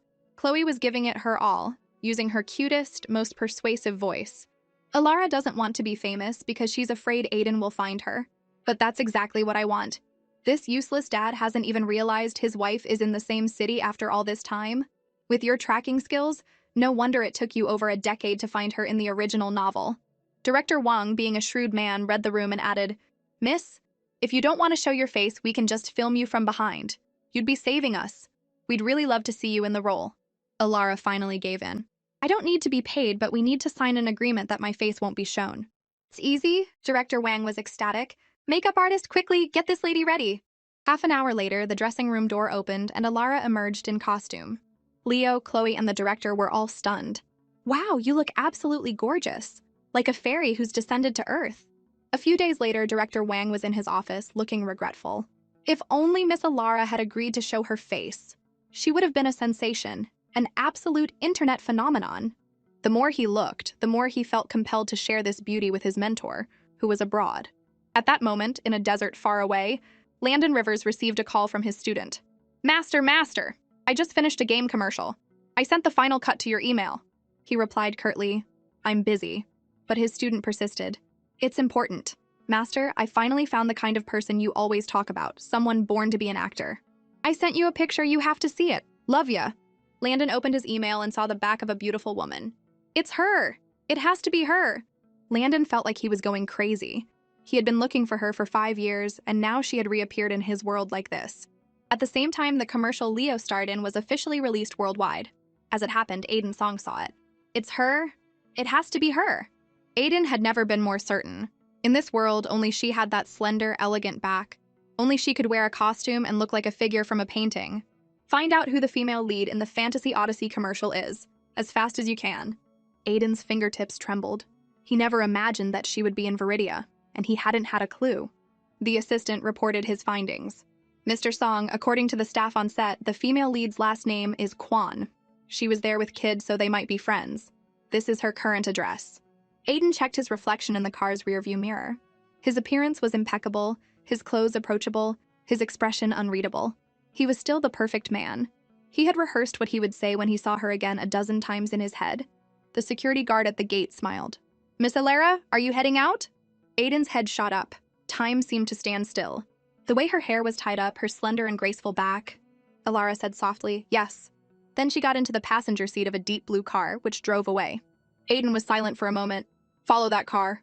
After a 20-minute drive, the car stopped in front of a kindergarten. Chloe immediately ran into Alara's arms. "Mommy, you're finally here!" Alara smiled. "Chloe, were you a good girl for your teacher today? Today we learned to count from 1 to 10. Chloe had to force herself to chant along with the other kids. She wanted to skip class, to graduate, to grow up quickly and escape this miserable childhood. Ethan got out of the car and took Chloe's other hand. "It's my treat tonight, Chloe. What do you want to eat?" Aiden couldn't believe it. His Alara already had a daughter and the father was Ethan Kwan. The scene of them picking up their child from school together was a painfully happy sight. In that moment, his heart ached fiercely. "Did you want to get away from me that badly?" Aiden lowered his eyes, his dark gaze swirling with emotion. What happened back then was full of too many coincidences and misunderstandings. He had spent countless moments regretting it. He wanted to apologize to her in person, to tell her how he truly felt. But she had been so decisive, leaving without a word, quickly finding someone else, and even having a daughter with him. Chloe had been feeling down lately. Why hasn't my jerk dad come to find Alara yet? The game commercial Leo starred in was becoming famous worldwide, thanks to the Ching family's huge investment in advertising. Unless my dad is blind, he must have seen it. In the original novel, Aiden found them through a photo. Does that mean I have to follow the plot and find a way to get a picture of us to him to move things along? "You must be Chloe, right?" a rough voice asked. Chloe looked up at a strange, burly man. She raised an eyebrow. "Who are you, mister?" Without another word, the man clamped a hand over her mouth, picked her up and shoved her into a car. The van quickly disappeared into the bustling traffic. "Boss, is this kid in shock or something? Why isn't she crying?" the skinny driver asked, looking at the still Chloe. "I don't care if she's dumb or a genius. We get the money and we're out of here," the man in the passenger seat said, his face dark. Chloe's lips curved into a smile. "So, I've been kidnapped." Soon the van stopped at a dilapidated wooden cabin. "I brought her." "Did you make the call?" the skinny man demanded. "I've already contacted Chloe's mom," Bella Bai said coldly. "I really don't get it. Why not just kidnap Leo? Why go after a 5-year-old kid? Those were the orders. Leo is always with Ethan Kwan. It's hard to get to him. Don't underestimate this 5-year-old. She's surrounded by rich people, and her mom's relationship with Ethan Kwan isn't simple. And you know Ethan Kwan? He has more money than he can spend." Chloe sat quietly in the corner, a smile on her face. "Auntie Bella, are you going to kill me?" Bella shot her a glare. "As long as you behave, we won't kill you." Chloe sneered inwardly. They let me see her face. Of course they planned to kill me. Even though she'd rather it be Leo, Mrs. Kwan had said that Chloe, this little stain, had to be dealt with. Chloe smiled sweetly. "Then I'll be very good." Alara was on her way to a business meeting at a commercial building with her colleagues. Her assistant handed her a folder. "The offer from Dawn Group is $20 million. The meeting starts in half an hour. Their CEO will be there." Suddenly, the elevator doors dinged open. A tall figure stood before Alara, and her nose caught a familiar scent as her eyes met a pair of deep, dark ones. Alara froze, a flood of memories rushing through her mind. "Ms. Kwan, this is Mr. Song, the CEO of Dawn Group," her assistant whispered, not expecting to run into the other party in the elevator. Aiden's voice was flat. "Hello?" He extended his hand. Alara panicked, not knowing where to look. She wanted to run, but the past 5 years had made her stronger. After everything she'd been through in Viridia, she was no longer the timid Alara Rhodes. She fought back the tremor in her body and reached out her hand. "Hello." After 5 years, their hands met again. His was just as strong as she remembered. Suddenly, her phone started ringing frantically. Alara glanced at the unknown number, hesitated, then answered. "Miss Kwan, I have your daughter. 10 million. Don't call the police or you'll be sorry." The call ended after just 10 seconds. Alara's mind went blank. All the strength drained from her body, and she swayed, the world turning dark. Aiden caught her just in time. Seeing her pale face, he frowned deeply. What's wrong? Alara's mind was a mess. Kidnapped. Aiden, Chloe's been kidnapped. She's only 5. Who would do this to her? 5 years old? Aiden was stunned. He asked tentatively, You should probably call the child's father first. My brother, I have to tell my brother. Alara pushed him away and fumbled for her phone to call Ethan. Brother, Chloe, she's been kidnapped. They want 10 million. It might be the Kwan family. Yes, it must be Mrs. Kwan. She never liked Chloe. It has to be her. Aiden suddenly grabbed her phone. Hello, this is Aiden's song. Here's what's happening. He calmly explained the situation. Ethan's expression froze as he listened. Please take Alara home. I'll send you the address. I'm on my way back. Before hanging up, Aiden asked, Mr. Kwan, you're Miss Alara's brother? Yes, her older brother. Is there a problem? No problem. See you soon. Ethan, what's wrong? Leo sensed something was off. Ethan grabbed his coat. Chloe's been kidnapped.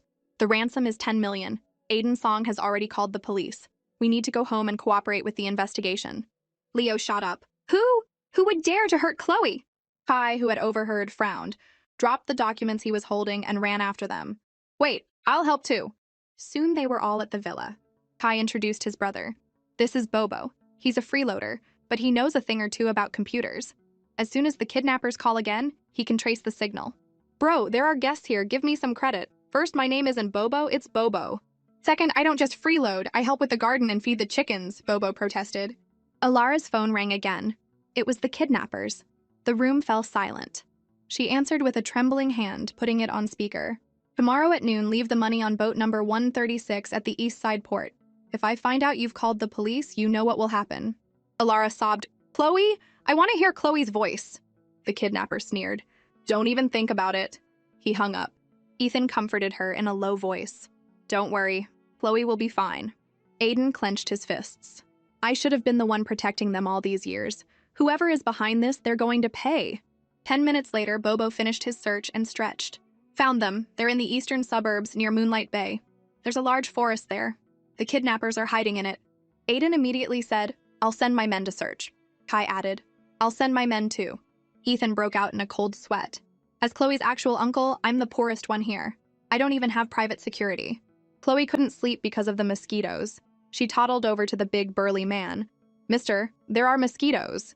The man glanced at her impatiently, about to snap, but then he saw her big, sparkling, watery eyes. He swallowed his curses. We're in the middle of nowhere. Of course there are mosquitoes. Don't be so spoiled. I'm not spoiled, Chloe said, tilting her head and looking at the moonlit forest outside. The place I used to live was old, run down, and hot. There were so many mosquitoes in the summer.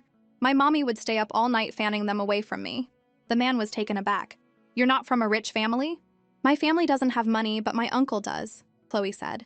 My daddy left me and mommy and she raised me all by herself. Then my grandma wanted to marry off her daughter to some old man, but she couldn't bear to part with her own daughter. So she brought my mommy to Viridia instead.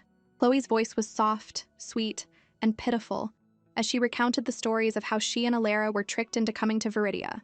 The man had assumed Chloe was a rich little girl who had never known hardship, but it turned out she had a sad story. It reminded him of his own past. His family had been dirt poor, and though his mother had always wanted him to be a good person, he had ended up on a path of crime. Mister, are you going to kill me? Chloe asked, looking like a very sensible child. The man couldn't meet her eyes. Chloe answered her own question softly. It's okay. If I die, please don't let my mommy find my body. She would cry a lot. Mister, when you get the ransom money, remember to buy your mom some new clothes. The man's eyes stung. This kid was so thoughtful, but the thought of the 10 million ransom made him hesitate. He just said gruffly, There are a lot of mosquitoes out here. Go inside. Okay, Chloe said sweetly. You should get some sleep too, mister. She turned and toddled back into the cabin, her face instantly turning cold and expressionless. The big guy might look tough, but he carries a good luck charm from his mother. A tough guy with a soft spot. His mother is his weakness. Chloe was sure that after her performance, he would feel pity for her and wouldn't kill her. Where do you think you're going? You think you can run? The skinny kidnapper entered the cabin, his expression dark as he glared at Chloe. Unlike the big guy, he didn't have a loving mother. He had been a criminal his whole life, on the run for years, and he was sharp. The skinny man had a short temper. He threw Chloe to the ground. Behave or I'll kill you! Chloe acted startled. I wasn't running away. There was a girl with pigtails and a bloody face calling me, so I went outside to find her. The man cursed. What the hell are you talking about?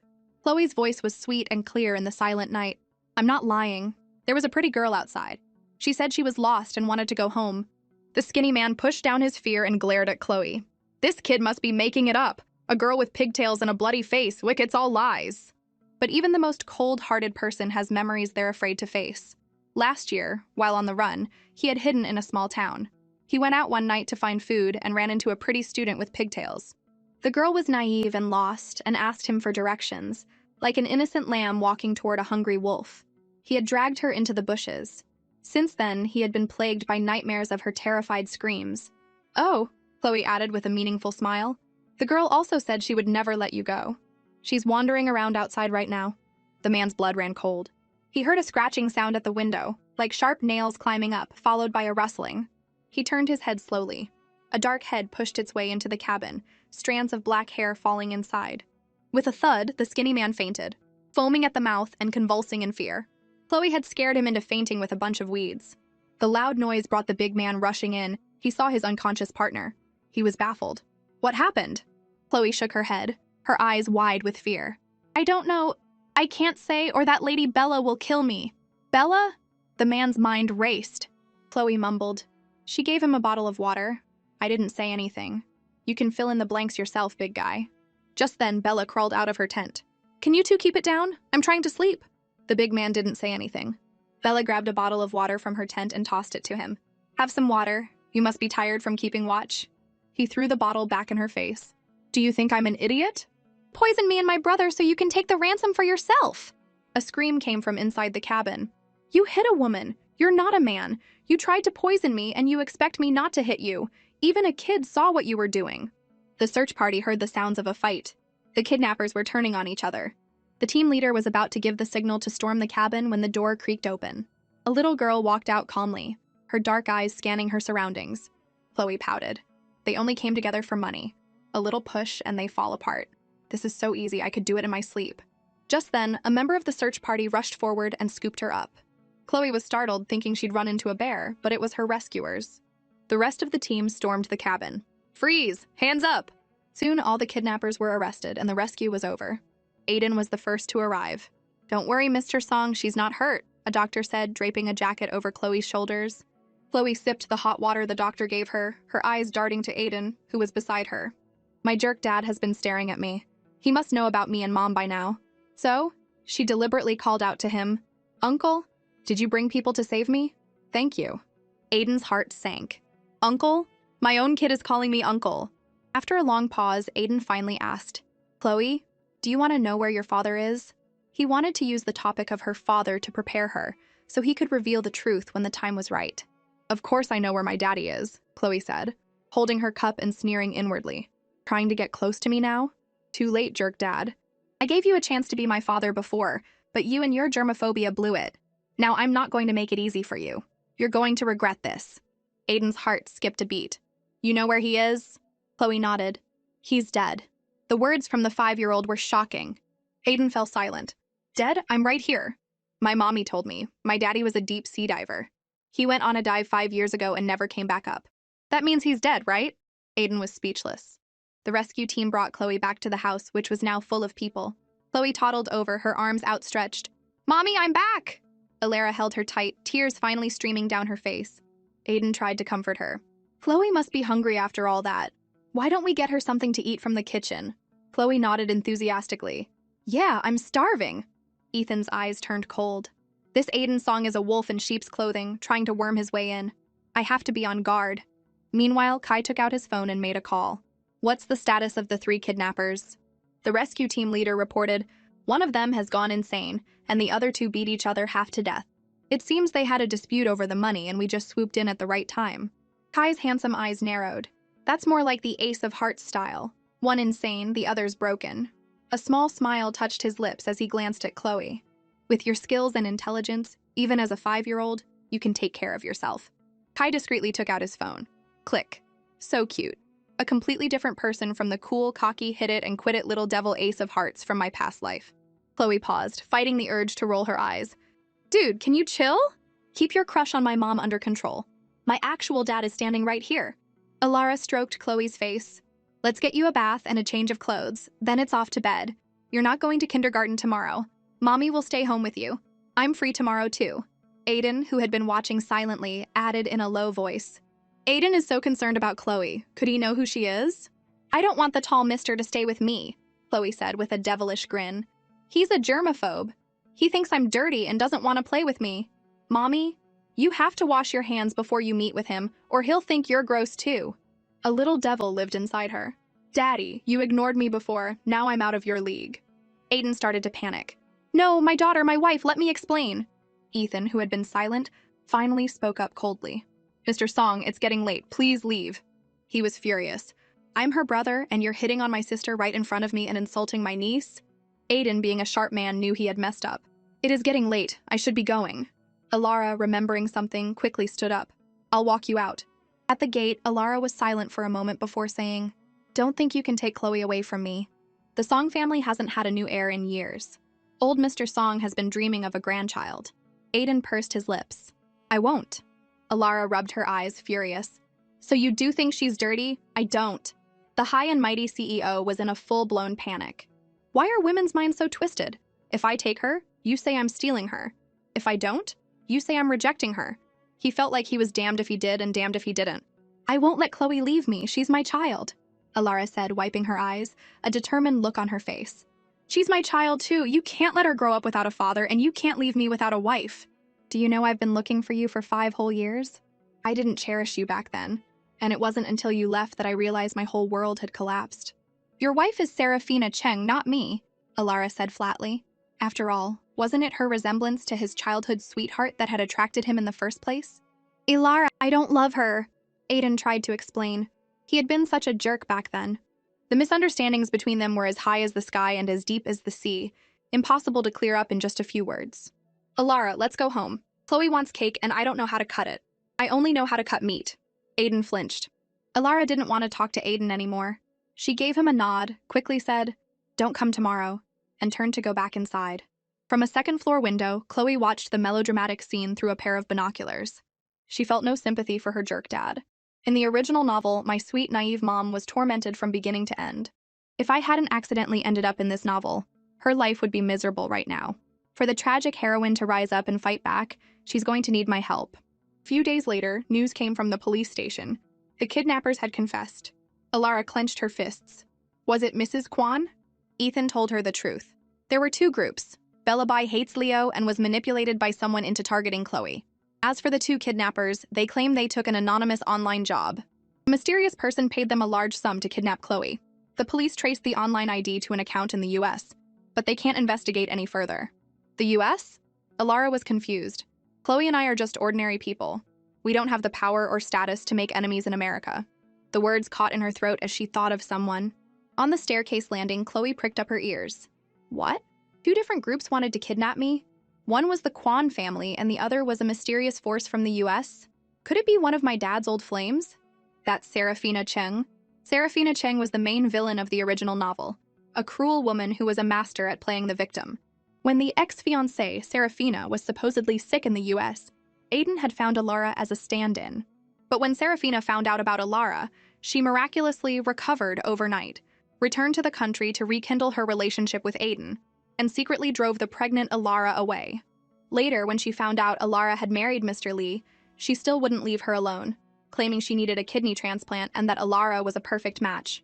To curry favor with the Chung family, Mr. Lee had one of Alara's kidneys removed.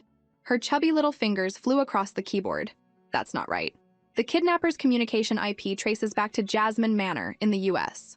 The owner, Molia, is a successful young businessman. He has no connection to Serafina, and he definitely has nothing to do with me. Why would a rich American hire someone to kidnap me? Chloe rested her chin. Just as she was about to dig deeper into this Mr. Molia, her computer screen flashed, and a line of text appeared. See you at the World Hacker Competition. Chloe shot up, her big dark eyes blinking in surprise. A strong sense of threat washed over her. Someone found me. In the world of this melodramatic novel, there's another hacker as skilled as me? Impossible! Suddenly, a thought struck her. Could it be the man from my past life who hunted me down, but ended up sleeping with me? Did he get transmigrated into this book too? Chloe wanted to scream. In my past life, I was a menace to society. I had no problem with you hunting me down across the globe. But now, I've turned over a new leaf and I'm living peacefully as a 5-year-old girl. I'm this innocent, sweet, and adorable child, and you still won't leave me alone? You hired kidnappers to try and kill me? Chloe ground her teeth, her fingers flying across the keyboard as she typed in a destructive command. Looks like I'll have to go to that competition and meet this bastard in person. In New York City, it was late at night. A sharp smile touched a man's lips. I finally found you, Ace of Hearts. Just as the man was about to get up and retire for the night, the sprinkler system suddenly went haywire, spraying water everywhere. Someone had clearly hacked the garden's automatic watering system. The man shook his head. Still the same vengeful little thing I remember. Alara knocked on Chloe's door with a tray of lunch. She was worried that being kidnapped at such a young age would leave a lasting psychological scar. Chloe, do you want to meet your father? Alara had been hesitating for a long time. She was afraid to tell Chloe the truth, worried she wouldn't be able to handle it. If you want to meet him, I can take you. The truth would come out eventually. One day, Chloe would find out that Aiden's song was her father. Chloe said seriously, if mommy still likes daddy, then I'm willing to meet him. I want the best mommy in the world to be happy and to have a daddy to protect her when she's in danger. When I grow up, I'll protect you with him too. The Alara in the original novel had such a miserable life. She was so kind, she deserved all the happiness in the world. If Aiden could protect her, Chloe could grudgingly call him dad. If he couldn't, there were plenty of other men who would want to be her stepdad. Alara's eyes welled up and she smiled as she stroked her daughter's hair. You're such a good girl, Chloe. Just then, a luxury car pulled up and Aiden got out, holding a Barbie doll. The internet said 5-year-old girls love these. Chloe will definitely like this gift. Mr. Song, a young voice called out. Aiden turned to see Kai Cheng, dressed casually but with a mature air about him. Young Master Cheng, who are you here to see? Kai thought, I'm here to see the 5-year-old girl, of course. But he made an excuse. I'm here to see Miss Alara. I have something to ask her. A bad feeling washed over Aiden. It's broad daylight and you, a minor, are here to see my wife? Kai didn't linger. He knocked on the door and the housekeeper let him in with a smile. Just as Aiden was about to knock, another voice called out, Aiden! The man was Landon Rivers, looking every bit the artist with his long hair. You just don't give up, do you? Landon sneered. Aiden scoffed. Look who's talking. The two were old rivals, always clashing, and it was all because of Alara Rhodes. When Landon first entered the film industry, he was captivated by Alara and immediately cast her as the lead in his film, Fallen Petals. He had planned to make her a star, but then Aiden's song had come along and stolen her away. Alara's adoptive mother was gravely ill and needed a lot of money for treatment, so Alara had agreed to be Aiden's contract lover and gradually faded from the public eye. Such a talented actress, wasted. Landon taunted him. She ran so far to get away from you and you still have the nerve to show up here? In the living room, Kai gave Chloe a box of pastries he had just bought. Chloe, are they good? He asked with a playful smile. Not at all. No matter how good they are, if you eat them 365 days a year, you'd get sick of them too. I love them, but mommy says I can't have too many sweets or I'll get cavities. Chloe thought, ugh, but on her face, a cute pout. The housekeeper rushed into the room. Miss, a Mr. Rivers is here to see you. Alara froze for a second, then went to the door. When she opened it, she saw a familiar, slightly more weathered face. Director? Landon's eyes grew misty. It was really her. After 5 years, only she possessed that effortless grace. Director, please come in, Alara said, excited to see him. Aiden, who had been standing by the door like a piece of furniture, wiped a bead of sweat from his brow. Chloe finished her pastry and was playing a video game with Kai, the city's newest release, Fantasy Odyssey. She was happy to play. It was at least better than the matching games, Snake and Barbie dress-up Kai had suggested earlier. Just as she logged in, she heard her mother's voice. Alara was introducing everyone to Landon. Chloe's ears perked up and her eyes widened. Kai beside her also looked up, as if he too remembered the plot of the original novel. Landon Rivers, the devoted second male lead who was a fan favorite, the one who made readers cry and whose popularity surpassed even the male lead, Aiden's song. This is my daughter, Chloe, Alara introduced. She's 5. Hello, mister. I'm Chloe, she said, her eyes curving into crescents on her chubby little face. A daughter? 5-year-old daughter? Landon's mind raced. Could she be Aiden's? The thought made him even angrier. Alara has been raising a child all by herself for 5 years. It must have been so hard. Landon shot a glare at Aiden, then turned to Chloe. It's nice to meet you, Chloe. I came in a hurry today, but I'll bring you a gift next time. What kind of things do you like? Alara interjected. Director, don't spoil her. She doesn't need anything. I want the newest game figures. Chloe said seriously. I hate Barbie dolls. Landon smiled. Okay, I'll remember that. Outside the door, Aiden silently threw the Barbie doll he was holding into the trash. Who said all 5-year-old girls like Barbie dolls? My daughter doesn't. As evening fell, Alara walked Landon to the door. Before he left, he said earnestly, Alara, I hope you'll seriously consider my offer. You're doing well now, free from all the troubles of the past. You can finally make decisions for yourself. Alara looked down and nodded. Director, I'll think about it. Landon gave her a long look, then turned and left. Alara turned back and was startled to find Aiden eavesdropping in the corner. Mr. Song, you're still here? Aiden was frustrated. Alara, I want you to know, I never saw you as a replacement for anyone else. Alara didn't believe him. I forgot to tell you something. There were 2 groups behind Chloe's kidnapping. One was the Kwans, and the other is based in the US. I think the second group is connected to one of your admirers. Aiden was confused. What do you mean, again? It wasn't surprising that Alara would jump to that conclusion. When she was with Aiden, she had been secretly targeted by Serafina Chang multiple times. This kidnapping had to be related to her. Serafina was obsessed with Aiden. If she knew about Chloe, she would definitely try to harm her. Stay away from us from now on, you'll only bring danger to Chloe. The more Alara thought about it, the angrier she got. She turned, went inside, and slammed the iron gate shut, leaving a bewildered Aiden standing outside. Half a month later, whenever Aiden wasn't working, he would go to Alara's house. Ethan wouldn't let him in, so he would just play with the dog outside, steal glances at the house, and then leave, looking back every few steps. He was turned away every time, but he never gave up. Just ignore him. He'll get tired of it eventually, Alara said, her head buried in a script. She figured it was just a passing fancy for him, and he would give up once the novelty wore off. Perhaps influenced by Chloe, Alara was no longer the weak woman from the original novel. Especially after Chloe had been endangered time and time again, her protective instincts had kicked in, and her intelligence had skyrocketed. Ding dong. The doorbell rang. Chloe, go get the door for your uncle. It's probably them, Alara said. Chloe happily opened the door. It wasn't her dad, and it wasn't Ethan. It was a familiar face she hadn't seen in a while. Iris Kwan. Chloe, long time no see. Did you miss your auntie? Iris asked with a smile. Chloe's face fell. What is this side character doing here? Is her life going too well? Did she come here looking for a beatdown? And dear God, did she bathe in perfume? It stinks. Sister, is my big brother not home? Iris asked, striking a graceful pose. He's still busy. He'll be back later, Alara replied coolly. Iris scoffed, sitting elegantly on the sofa opposite her. Big brother is so strange. He has a perfectly good mansion, but he insists on living in this rundown place, letting just anyone in. Alara focused on her script and ignored her. But Chloe looked up and said sweetly, You're wrong, Auntie. My uncle would never let harmful, non-recyclable trash like you into his house. You little bastard! The words were on the tip of her tongue, but Iris forced herself to maintain her ladylike demeanor. She had a clear purpose for being here today, to find Ethan. Rumor had it that director Landon Rivers was preparing for a new film and had become friends with Ethan, visiting him frequently. If her brother could introduce her, and she could get a role in Landon's film, her value would skyrocket, bringing her one step closer to her beloved Aiden.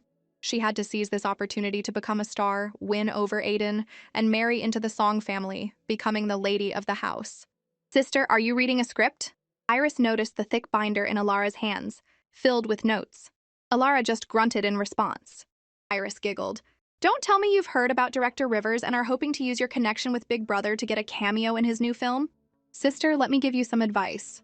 You're not cut out to be an actress, and Director Rivers wouldn't give you a second glance. If anyone's going to catch his eye, it's me. Last year at a party, he even stopped me and asked for my card. Sister, not everyone is made for acting. I took acting classes in college, so at least I'm not afraid of the camera. You've been busy raising a child. You should stick to what you know. Alara put down her script. Could you please be quiet for a moment? She was trying to study the script, but Iris's constant, condescending chatter was a huge distraction. Iris was taken aback, her eyes flashing with venom. Does this woman think she can act all high and mighty just because she has my brother's protection? The doorbell rang again, and Chloe bounced over to open it. Standing outside was the handsome, long-haired Landon Rivers. Chloe greeted him sweetly. Uncle Landon, you're here. Welcome. Landon smiled. You little rascal. Here's that figure I promised you.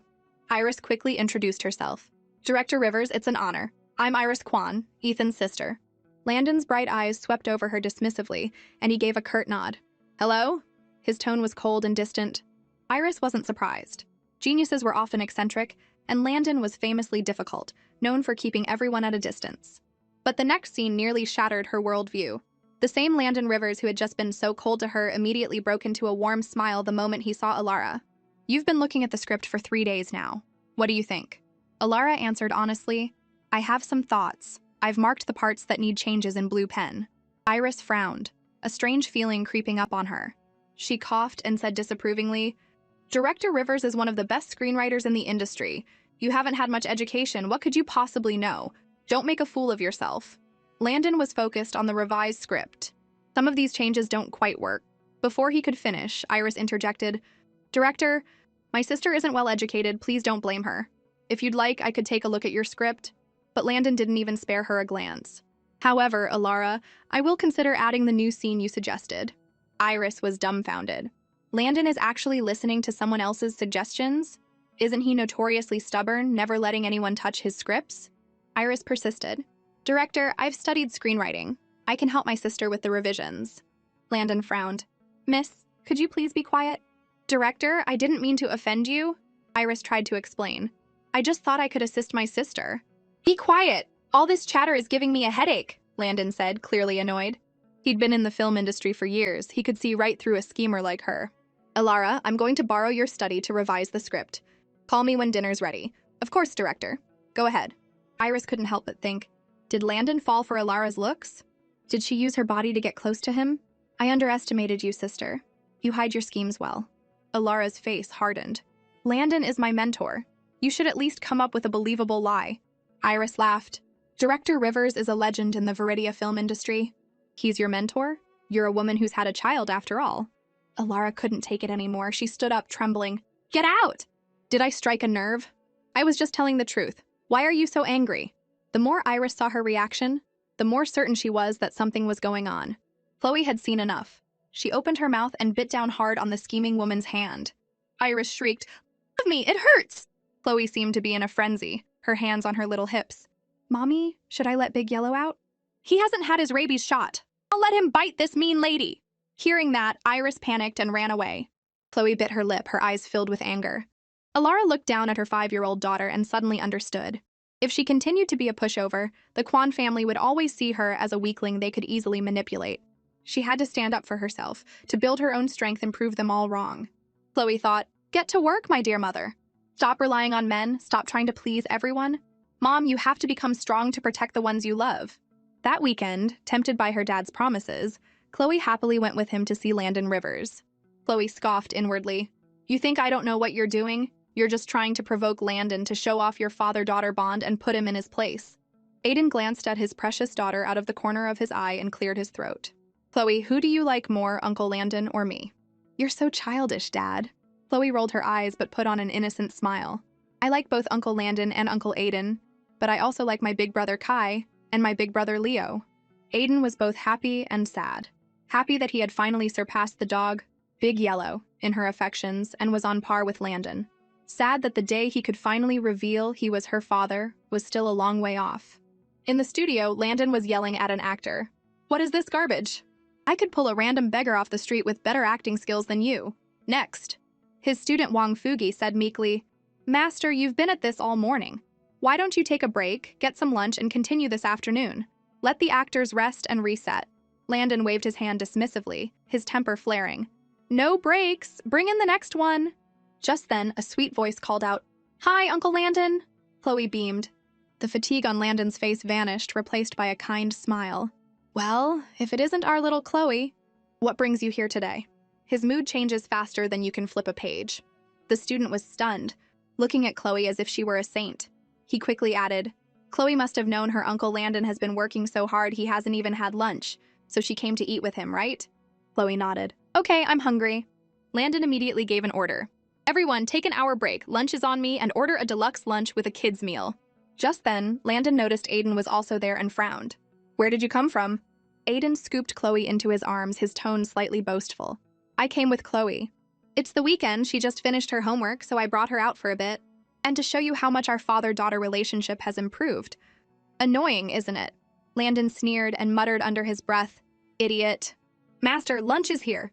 Wong Fugi gave Chloe a wink and whispered, "Little Chloe, your Uncle Landon doesn't eat much. He's as thin as a rail." You have to make sure he eats more, okay? Chloe nodded obediently and put a piece of braised pork in Landon's bowl. My mommy said that even if you're busy with work, you shouldn't forget to eat or you'll get sick. Food is important. Seeing this, Aiden cleared his throat. Chloe, I'm very busy with work too, and I have stomach problems. Chloe rolled her eyes internally.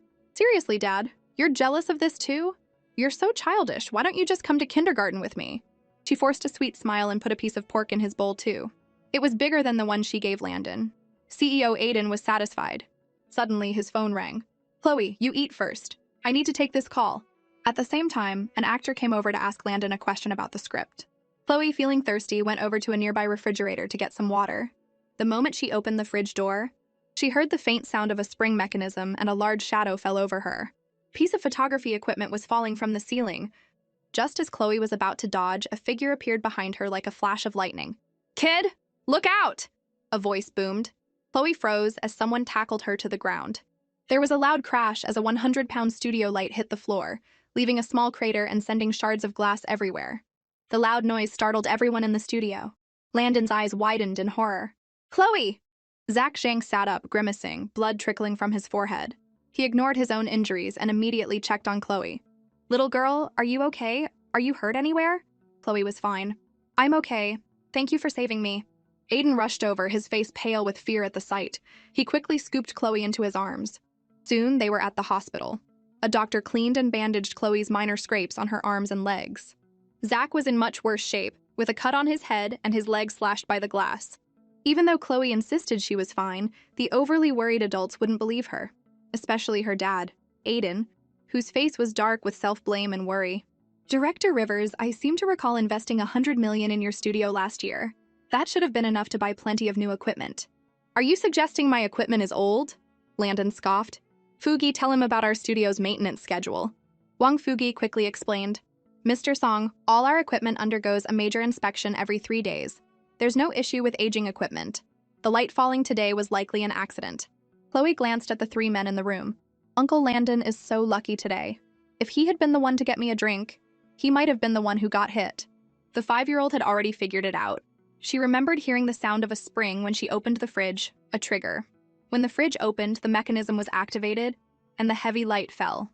She couldn't say it directly, but she could drop hints and let the smart adults figure it out. As expected, Chloe's childish comment made the 2 powerful men in the room frown and exchange a look. You were supposed to be the one to open that fridge. That's my personal fridge. It's where I keep my water, food, and face masks. I'm usually the only one who opens it. They were both stunned. If Zach hadn't shown up, Landon would have been the one to open that fridge, and he could have been the one who got hit. Landon turned to his student. Don't let anyone touch the scene. Today's auditions are canceled. Call the police and get the security footage. Some bastard has the guts to try and kill me. Aiden quickly covered Chloe's ears. Landon, watch your mouth. My daughter is right here. Then he rushed to his side. Someone's trying to kill you? Do you have any suspects? Landon shook his head. I've made a lot of enemies.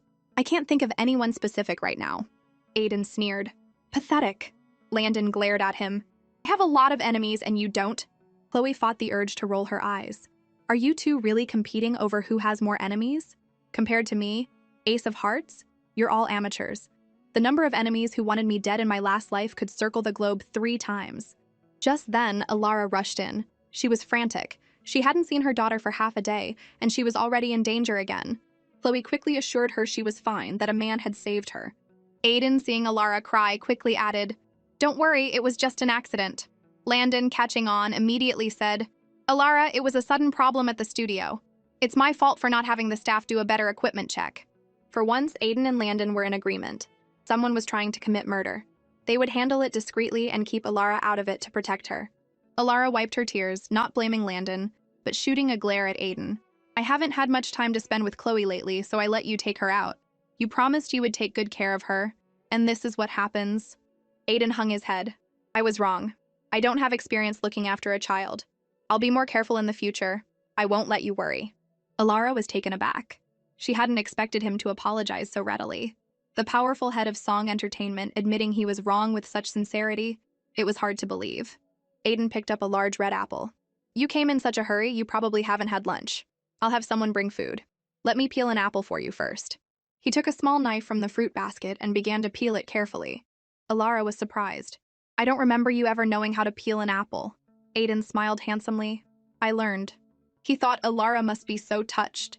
To win her and my daughter back, I practiced peeling apples late into the night. It finally paid off. Alara pursed her lips and muttered, Miss Cheng has been sick for years. You must have learned to take care of her. I understand. Aiden was baffled. Do all women think like this? He quickly explained, that's not it. I just started practicing peeling apples half a month ago.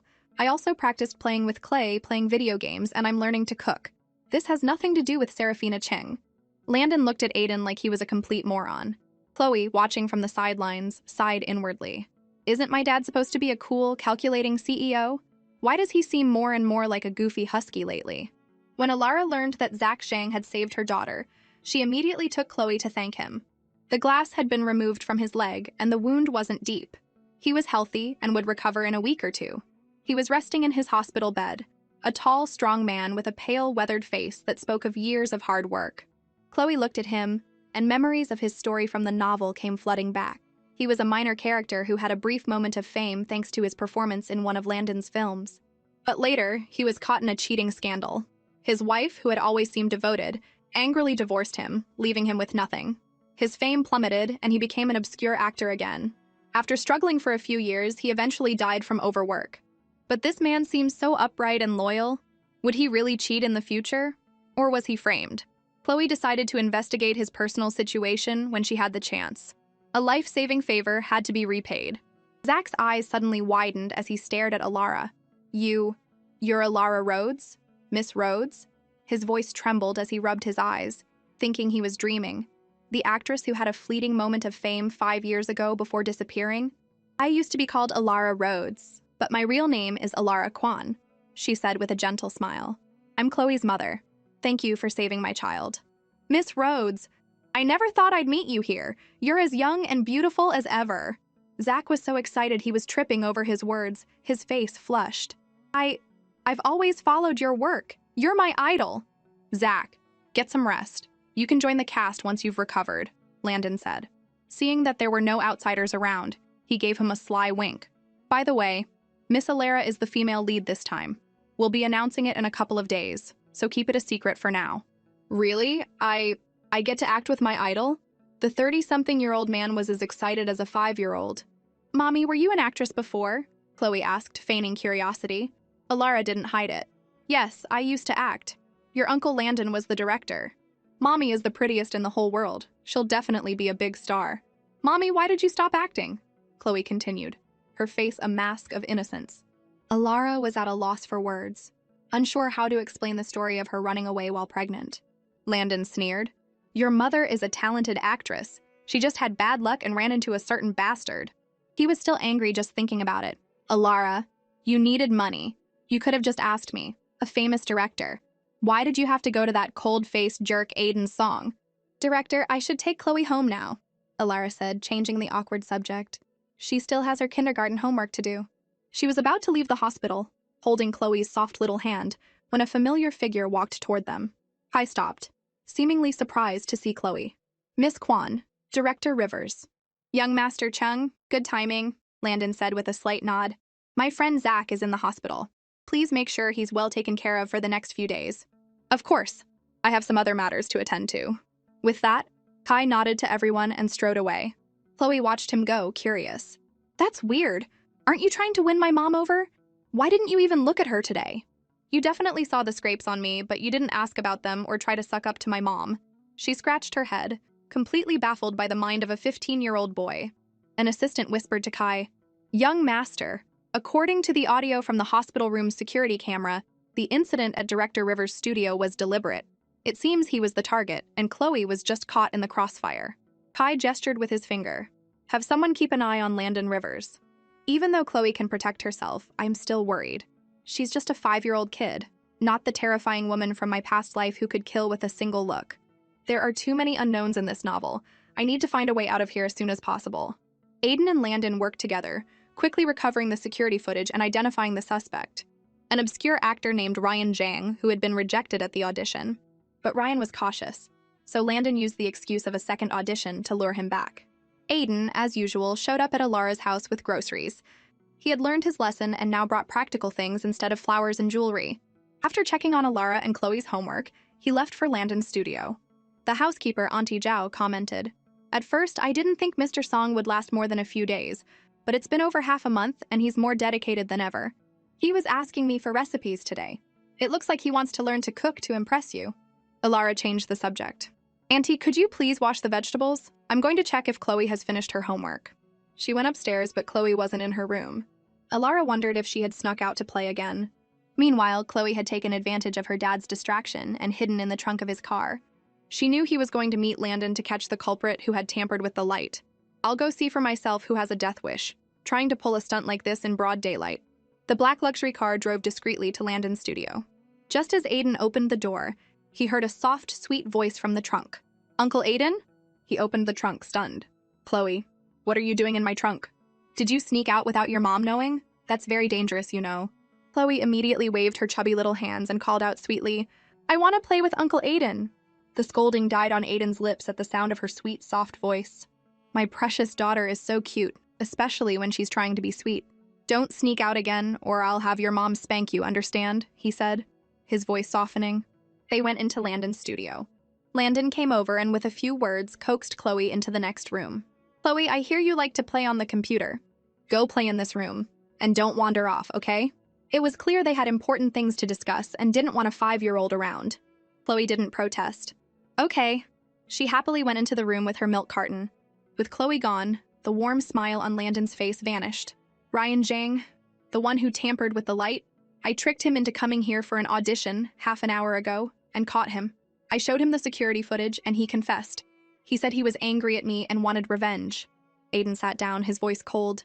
"Impossible. Someone put him up to it. No kidding. I'm not an idiot like you." "Of course I know someone was behind him."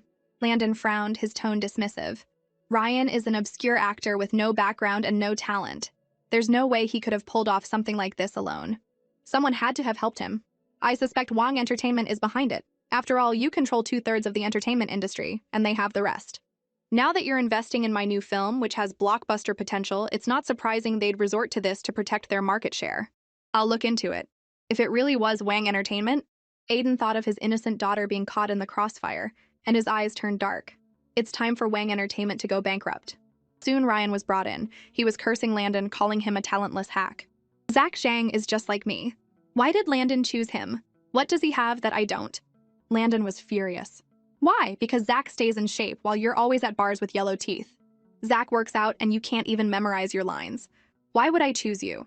You don't have the talent, and instead of working on it, you try to kill me. Go rot in jail."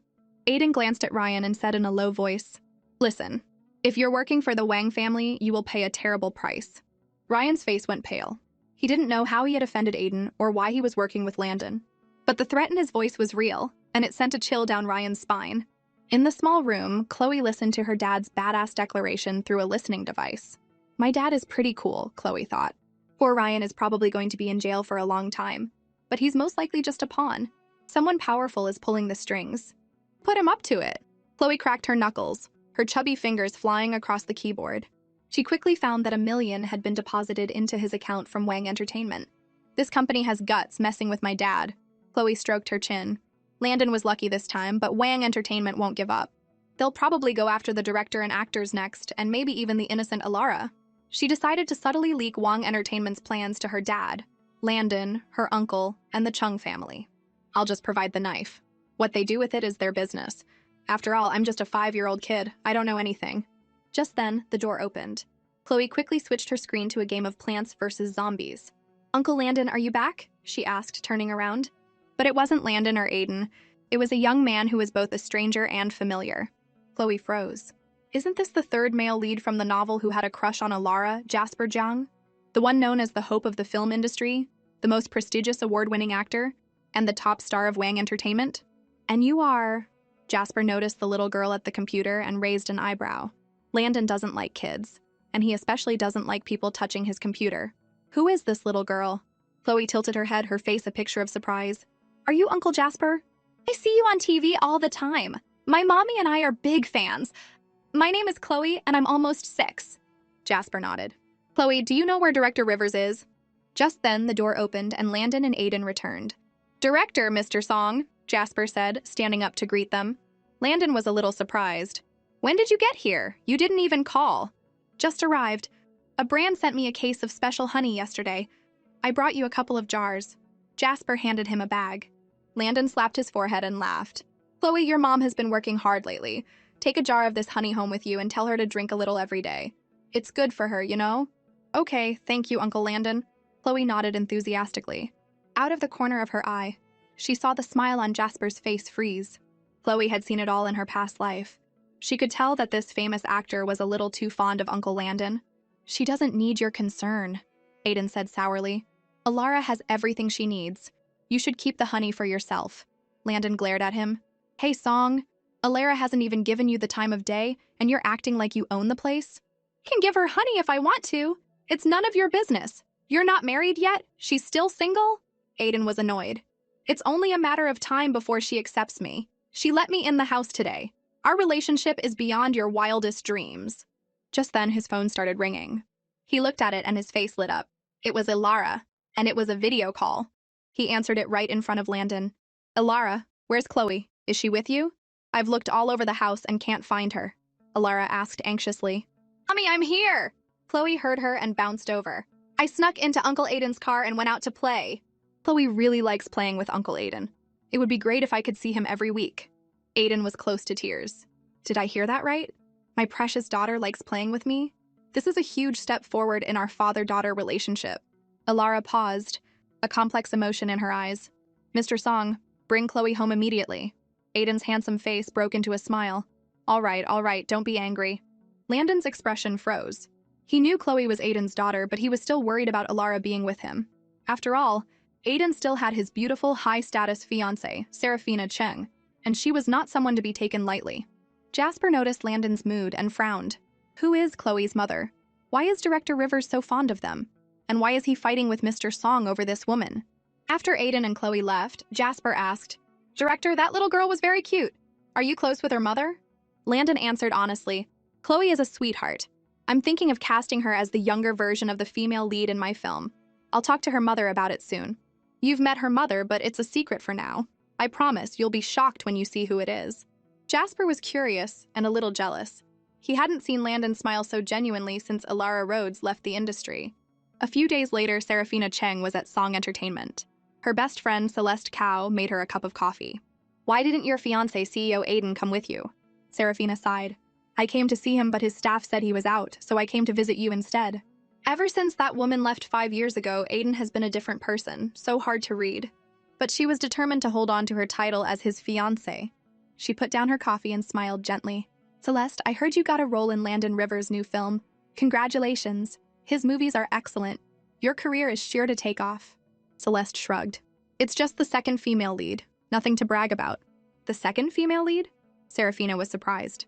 You're a big enough star to be the lead. Just then, Celeste's assistant burst in. Celeste, Director Rivers just released the poster for the female lead. Celeste glanced at the poster and froze. She would never forget that face. Rhodes, didn't she leave the industry? Celeste? Serafina noticed her strange reaction. What's wrong? Are you not feeling well? Celeste's face was unnaturally pale. Serafina went over to check on her and saw the movie poster. Her own face turned livid. It was Alara Rhodes. She had worked so hard to get rid of her, and now she was back? I got rid of her once, I can do it again. Celeste was trembling. You already left the industry, why are you back? Are you going to pretend to be an innocent little flower again? Steal my spotlight, steal Landon's love? Did he bring you back because he's still in love with you? Alara went to Landon's studio to sign the contract. Aiden, not trusting them to be alone, shamelessly tagged along, leaving Chloe at home by herself. Bored, she remembered her kindergarten art project was due. Though she hated it, she gritted her teeth, found some scissors, glue, and colored paper, and started cutting. Kindergarten is so boring. I don't want to do homework. Just as she was randomly snipping away, her savior arrived, Kai. Chloe's eyes lit up. Hey, come help me with my homework. Chloe handed him a pile of colored paper. Defeated by her puppy dog eyes, he resigned himself to doing her kindergarten art project. The weather was nice today, and Kai was dressed in casual summer clothes, his short blonde hair ruffling in the breeze. As he bent his head to cut the paper, Chloe saw the sharp, handsome outline of his profile. If this kid were a few years older, my dad wouldn't stand a chance. Chloe, when will your mom be back? Kai asked, glancing at her out of the corner of his eye. She said she'll be back at 10. She's having dinner with Uncle Landon. She thought, I knew it. He's here for my beautiful mom. Too bad for you, kid. You've got my dad and Uncle Landon in your way. Kai asked casually. So, let's chat. Are there any boys you like in your class? No way, Chloe complained internally, but put on an innocent face, her big eyes blinking as she pouted. Mommy says I can't date until I'm 18. Kai gave her a meaningful look, and for some reason he thought of their past life together. When Kai took on the Ace of Hearts case, she had just turned 18. It was indeed an age full of surprises and beauty. A small smile played on his lips as he continued. So what type of boy do you like, Chloe? Chloe had no idea. She wasn't even sure if she liked boys or girls. But for some reason, her past life came to mind. I like boys with dark eyebrows, big eyes, and a really nice side profile. It'd be great if he wore a black uniform, was good at fighting, good at video games, and could also cook, race cars, fly planes. She thought, forgive me, Prosecutor Kai, for using you as an example. Kai had to fight to keep from smiling. A metaphorical wolf's tail was wagging triumphantly behind him. Ace of Hearts. You're describing my past self. You really haven't forgotten me. Chloe's clear eyes blinked. So Kai, what kind of girl do you like? Kai thought silently. I like a little troublemaker who loves to fight, is arrogant and a con artist, but secretly feeds stray kittens.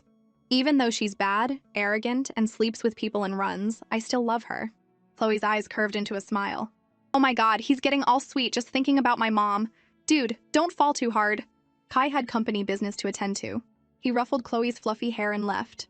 He instructed his assistant, tell Chloe's kindergarten art teacher to give a craft assignment every week, and make them as difficult as possible.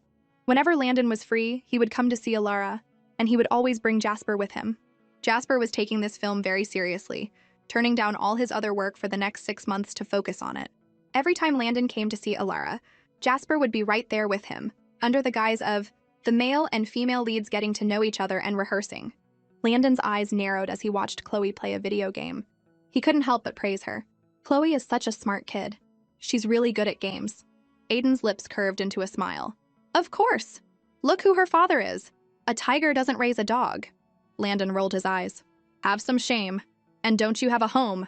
Why are you always at Alara's house? Aiden scoffed. Don't you have a home? Every time I come here, you're here. Landon gritted his teeth, grabbed his shirt, and dragged him outside. Chloe watched them, confused. What are those two doing? Once they were outside, Landon pulled out his phone. If you really care about Alara, then stop hanging around. She's getting so much hate online, you should be trying to shut those people up, not just watching her get attacked. Aiden was surprisingly calm. Don't worry, it's being handled. Landon didn't believe the jerk for a second. You're handling it? What can you possibly do? Aiden said calmly, I have money. Landon's mouth twitched. I have no comeback to that. Aiden showed him his phone, and Landon was shocked. The internationally acclaimed but banned film from 5 years ago, Fallen Petals, was now available to watch. The internet was buzzing. People were shocked to discover that the lead actress, Alara Rhodes, was the same Alara Kwan from Landon's new film. Director Rivers is a master of cinematography. The way she looks in that traditional dress is breathtaking. Aiden was confident. Once those clueless netizens watch Fallen Petals and see how talented Alara is, they'll shut up. Time flew by, and it was the weekend again. Aiden personally came to pick up 5-year-old Chloe and take her to his company headquarters. He had finally figured out what his daughter liked. Strange, unique, interesting, sci-fi, and adventurous things, not pink dolls.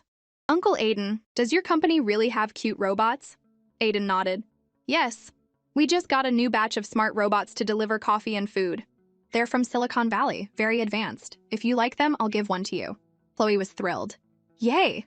Just as Aiden opened his office door, he saw Serafina Cheng inside. Aiden, I brought you some chicken soup. He replied coolly. You don't have to do that. I have people who handle my meals. Serafina shook her head gently and placed the container on the table. I heard you've been working hard lately, and I was worried. The doctor said I don't have much time left. You can't let me leave with regrets, can you? I want to take care of you.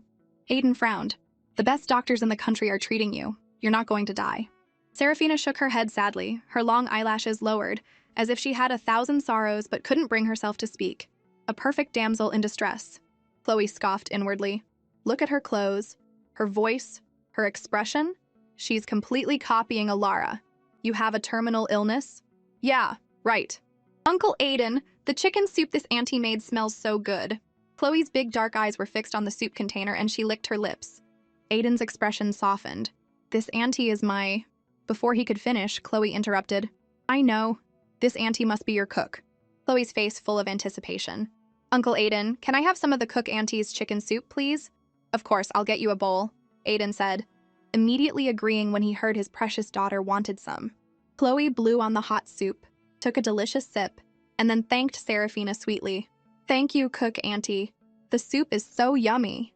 Serafina's expression flickered. To see the soup she had painstakingly made be so easily snatched away by a little brat, she almost lost her composure. She took a deep breath and forced a gentle smile. Aiden, whose child is this? I don't think I've seen her before. This is Chloe. Aiden paused. She's my business partner's child. He wasn't ready to reveal Chloe's true identity yet. There were too many unknowns, and he and Alara hadn't reconciled. Keeping her identity a secret was the best way to protect her for now. Business partner. Such a vague term. It was clear Aiden was hiding something, but the more he tried to hide it, the more suspicious it became. Serafina looked at Chloe gently. I have to find out who this little girl really is. If she's a threat to my position, I won't hesitate, even if she's just a child. She knelt down to be at eye level with Chloe and introduced herself kindly. Hello, Chloe, I'm Serafina Cheng. You can call me Sister Serafina. I'm your Uncle Aiden's fiancé, not his private cook. Chloe tilted her head, pretending not to understand. Fiancé? Does that mean you're going to get married? Serafina declared her territory. Yes, I'm going to marry your Uncle Aiden. Aiden panicked and immediately corrected her. Your Auntie Serafina is joking. I'm not going to marry her. Chloe put a finger to her chin, her little brow furrowed as if she didn't understand what the adults were talking about. But Serafina's face changed. She had been claiming to be Aiden's fiancé for 5 years, and this was the first time he had denied it to someone else. You're weak, you shouldn't be out and about. I'll have my driver take you home, Aiden said. A self-deprecating look crossed Serafina's face. She lowered her head like a pitiful Cinderella who had done something wrong. Okay, I'll go then. You take care of yourself. Don't work too hard. As she spoke, her brow furrowed in pain, and she clutched her chest, her body swaying as a sharp pain shot through her heart, making her lips turn white. Her congenital heart disease had conveniently decided to act up. Aiden stepped forward, his tone serious. I'll have Old Song take you to the hospital. Her eyes moist, Serafina looked at him pleadingly. Aiden, I'm scared of needles. Can you stay with me? Before she could finish, Chloe, who was on the sofa, started crying out, ouch, ouch, clutching her stomach and rolling around. In an instant, her dad rushed over in a panic. Chloe, what's wrong? Chloe clutched her stomach and wailed pitifully. I'm dying, my tummy hurts so much. Aiden's face went pale with fear. Chloe, don't be scared, I'll take you to the doctor right now. Sir, what's wrong? His assistant, Old Song, rushed in. Aiden commanded, get every doctor from the company's medical department here with their equipment in 3 minutes. Chloe's stomach hurts. It could be appendicitis, diarrhea, food poisoning. What about Miss Cheng? Only then did Aiden remember the ailing Serafina.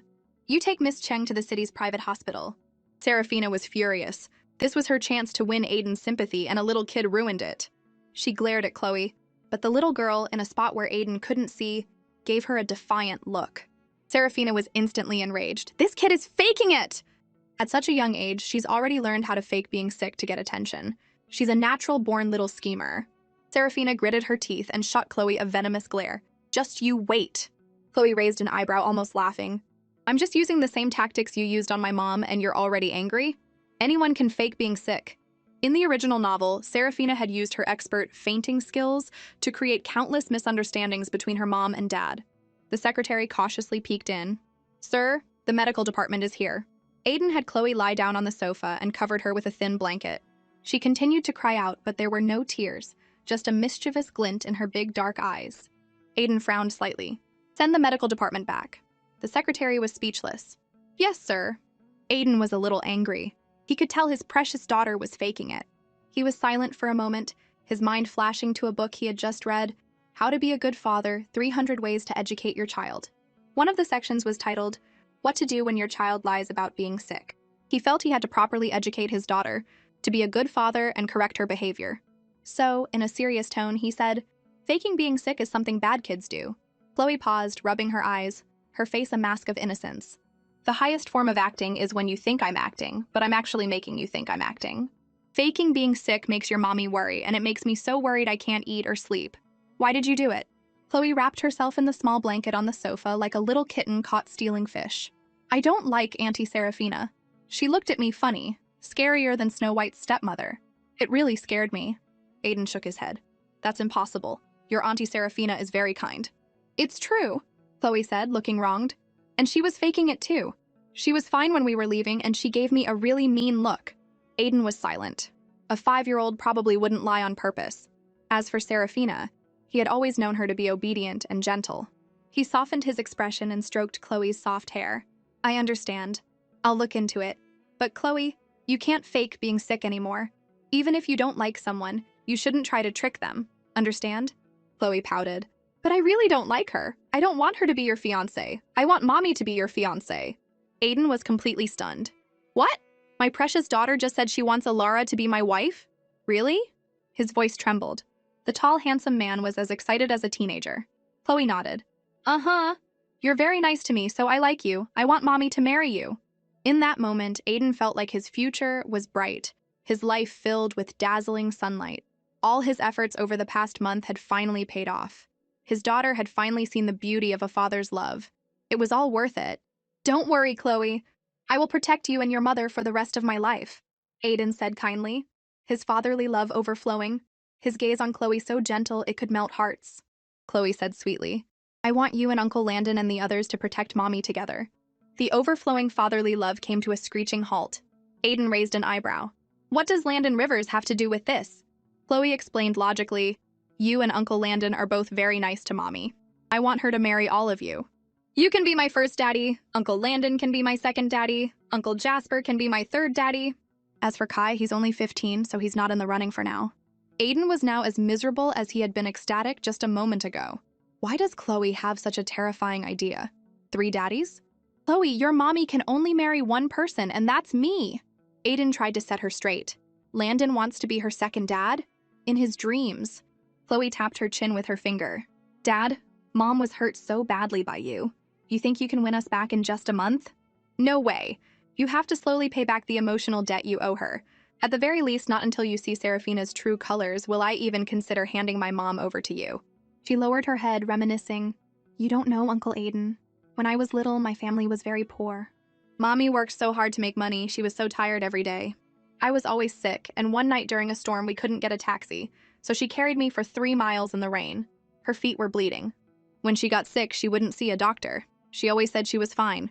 She had it really tough, and she loves me so much. But there are always bad people trying to bully her. I want the best mommy in the world to have a lot of people protecting her. Aiden knew how hard Alara's life had been. He would slowly prove his love to her. He would never let her suffer again. At the city's private hospital, Serafina ordered the doctor to investigate Chloe, but the doctor reported that she was just an ordinary child. Serafina squeezed the armrest of her chair. I don't think so. Aiden cares about her too much. I almost suspect she's his daughter.